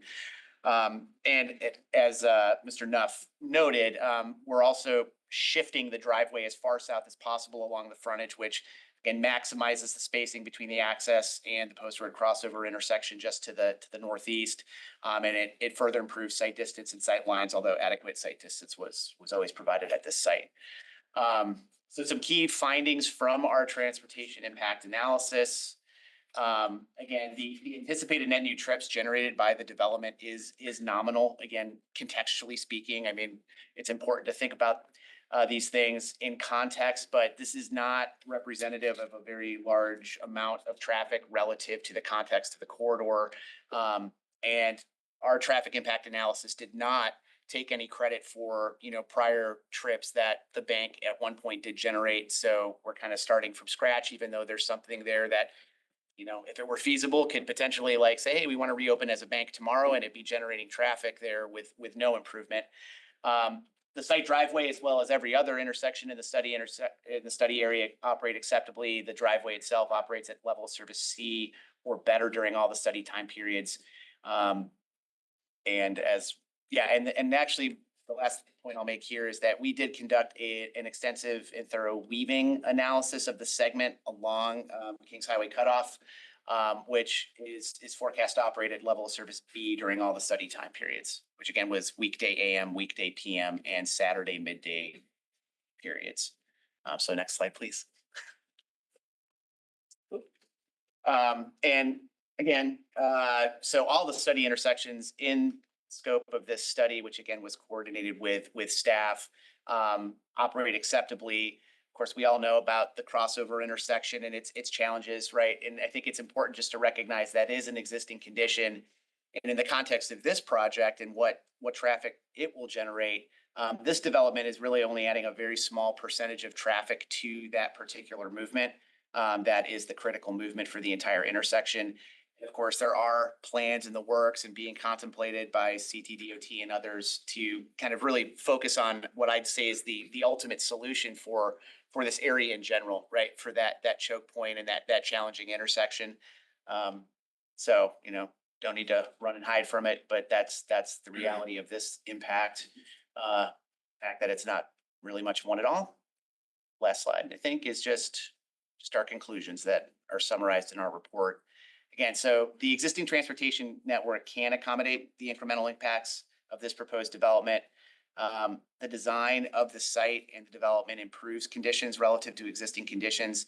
Again, there is a discrete and measurable improvement from a safety perspective by reducing access points from 2 to 1, reducing number of conflict points. That is a measurable improvement. It's also maximizing the driveway spacing and that weaving section. And again, you know, there are other things in the works that are really beyond the scope of what this applicant or any one single applicant can do to kind of address the intersection of the post-road circle and the crossover. So that's what I'll have, and I'll turn it over to the architect. Yeah. Let's let them go through and then. Yeah, then we can go. Well, I'll try to be as brief as those two guys were. Philip Cerrone, architect, my office is here in Fairfield, Connecticut. I'm just gonna quickly walk you through this. Let me first address the flood proofing. As was stated previously, is our finished floor elevation is at 9.5. The base flood elevation is 10. We need to be a foot above that. We have here, there's an example of floodgates that we would be using. There's notes on the drawing that state that the building will be dry flood proofed, which we're allowed to do in a commercial building, up to elevation 11.5. So we're actually a little bit higher than we need to be. Looking at the plan, can we just minimize that a little bit, please? Thank you. Looking at the plan, there's a small patio in the front on the street side here. There's a takeout restaurant here, and then there's one restaurant here and another restaurant in the back. A total of 5,000 square feet in the building. The parking is on this side of the building. The drive-through is on this side. You can see we have the drive-through window over here. And then there's basically a walk along this side of the building where all the parking is. And then there's service entrances and the dumpster in the back of the building. Slide, please. You can actually just go past this. Well, this actually shows the roof. We do have rooftop units on the roof. You'll see in the elevations and the renderings that we do have screening for all the rooftop units. Next slide, please. If you just pull it up a little bit. Actually, To see both? yeah, you can see the whole thing. So we'll see them better in the renderings anyway, but these are the 4 elevations of the building. So this is the street side of the building, where you can see there's a fair amount of glass, the parking lot side of the building, a lot of storefronts. Again, all the windows are set up above the base flood elevation plus a foot. So we'll have the floodgates at these openings here. And then this is really the service side and the drive-through side of the building. Next slide, please.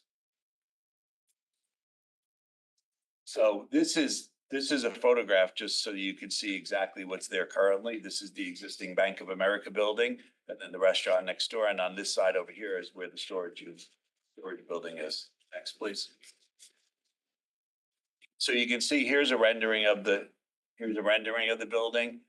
It's a combination of brick and wood siding, storefront windows. This is the overhang on the patio in the front. And then we've blocked out some signage just so that we have the base for the signage there. We don't have tenants yet, so we designed this as kind of tried to make it a little bit more generic, not knowing who's going to be in the building. The signage is really just a placeholder for the time being. Next slide, please. And then this is just a rendering that shows it. Basically, this is a rendering that's the same as that picture you saw, right? So this is the existing restaurant on this side, storage facility on this side. You can see we have some nice landscaping along the front of it here. This is the driveway, which as was stated, is moved down further away from the corner here and closer to where the restaurant is. And then you would drive in and around the building, and then the building gets set back from the street a little bit here. With that, I'm happy to take any questions. Changing the footprint of the building? Yes. That's what I thought. Okay. We're tearing down the We're existing. tearing it down, but it's not going. Yes, it's a completely different footprint. Thank you. I can go back to that. That's No, no, that's okay. I'm sorry. I know I asked a question when I said wait till the end. I'm sorry. Everybody? No, let's wait till the end. I'm sorry. Okay, I'm sorry. No, that's my No, fault. we're done. We're done. Oh, there you go. It'd be quick. Thank you. Commissioner Corsillo? So I appreciate the consideration of consolidating the entrance and exit lanes into one and the traffic and pedestrian safety benefits of that.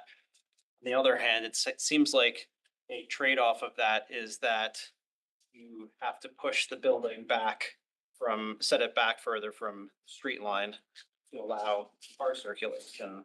I'm assuming that's at least part of consideration of that, right? There's no way to have one driveway and also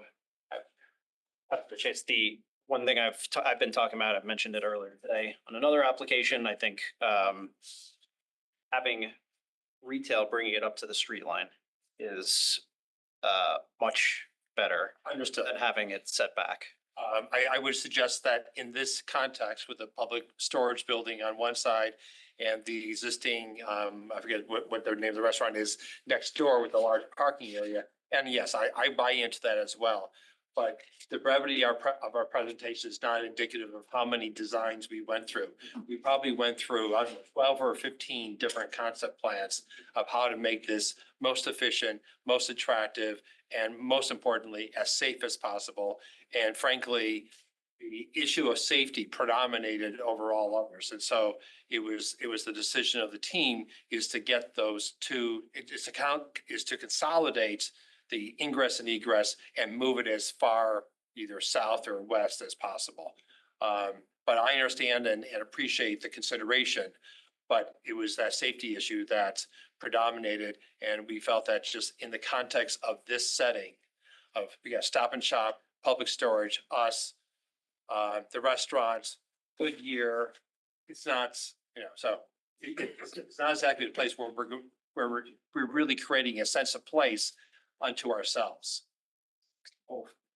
We won't with that approach, but I get that. I mean, I guess the point is there's no, that you look at different configurations and it sounds like none of them allowed for the consolidation of the lanes and keeping the building closer to the street. It really didn't. And the other thing is where we landed with it too, by pushing it over towards the side of the site, closer to the restaurant and further away, you do have that visibility of that whole street side as you're coming around where the circle is and coming down by pushing the whole building over that way. So, and it is further back. I mean, it's not horribly further back. And just for the record, because somebody asked the question before, we're at 5,000 square feet. The existing footprint's about 5,400. Questions? Commissioner Randolph?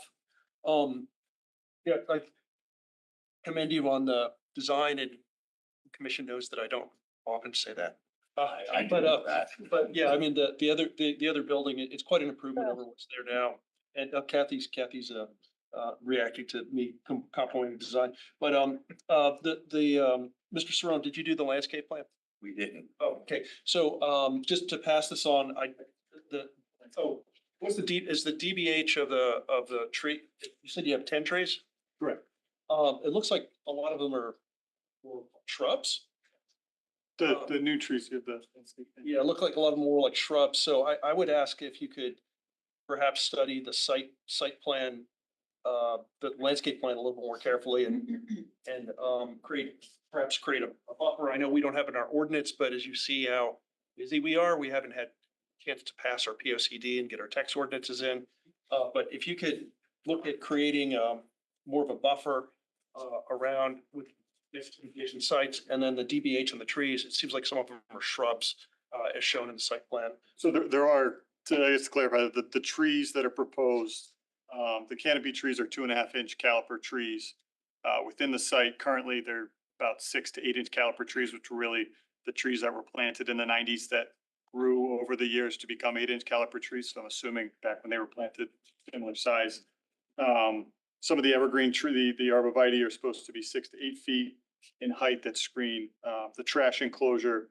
And we do have one ornamental tree as you kind of come around the corner, the drive-through area that's supposed to be an 8 to 10-foot tree at time of planting. Other than that, we do have 44 shrubs proposed throughout the landscape area, as was shown in the rendering.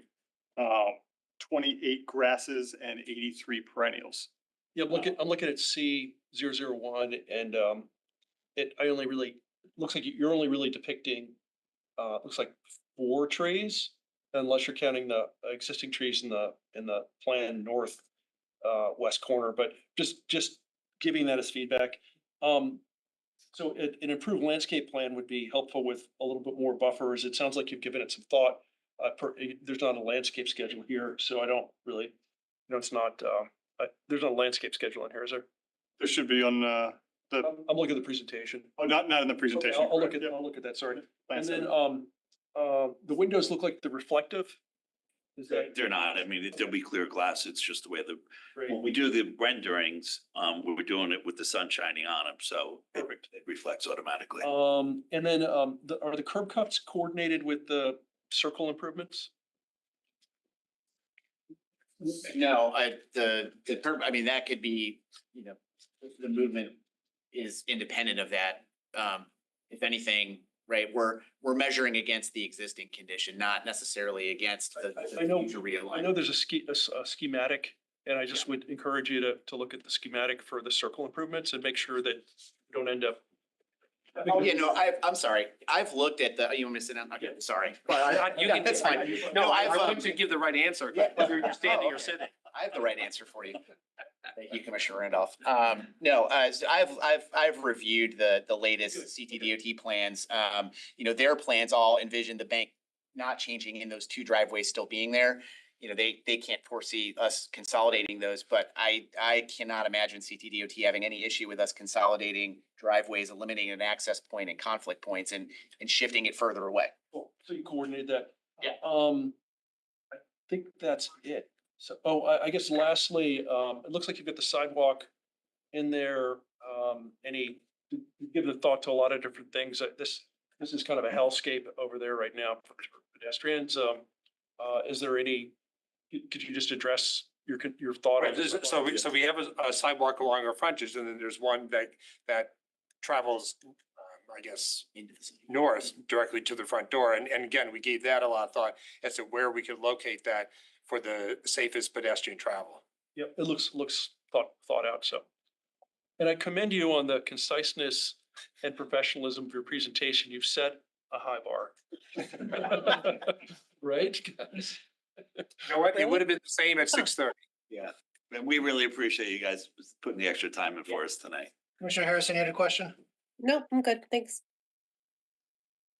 Probably maybe open up a can of worms, but was there any thoughts, because you're doing a new building in this area, about mixed use, residential above? You just want to keep it commercial?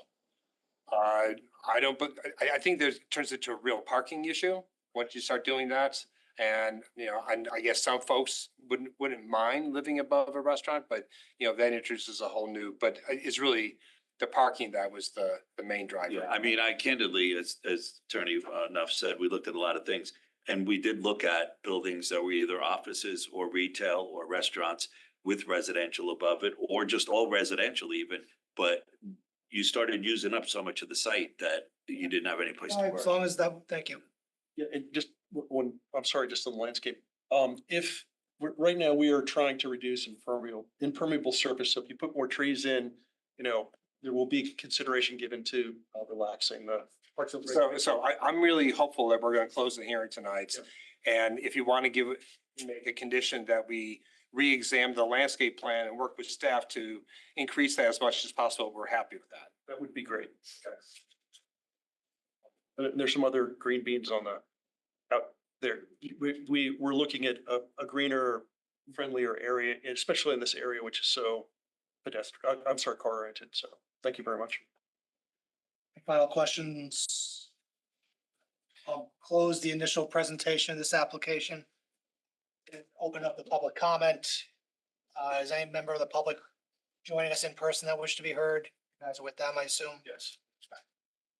Nobody in person. Is there anybody joining us remotely or by phone that wishes to be heard in this on this application? There are about 10 people remotely. Anybody sign in? They're probably all related to us. Any member of the public joining us remotely or by phone wish to be heard in this application? If you're joining us by phone, please press *6 to unmute yourself. Any member of the public wish to be heard in this application, joining us remotely or in person?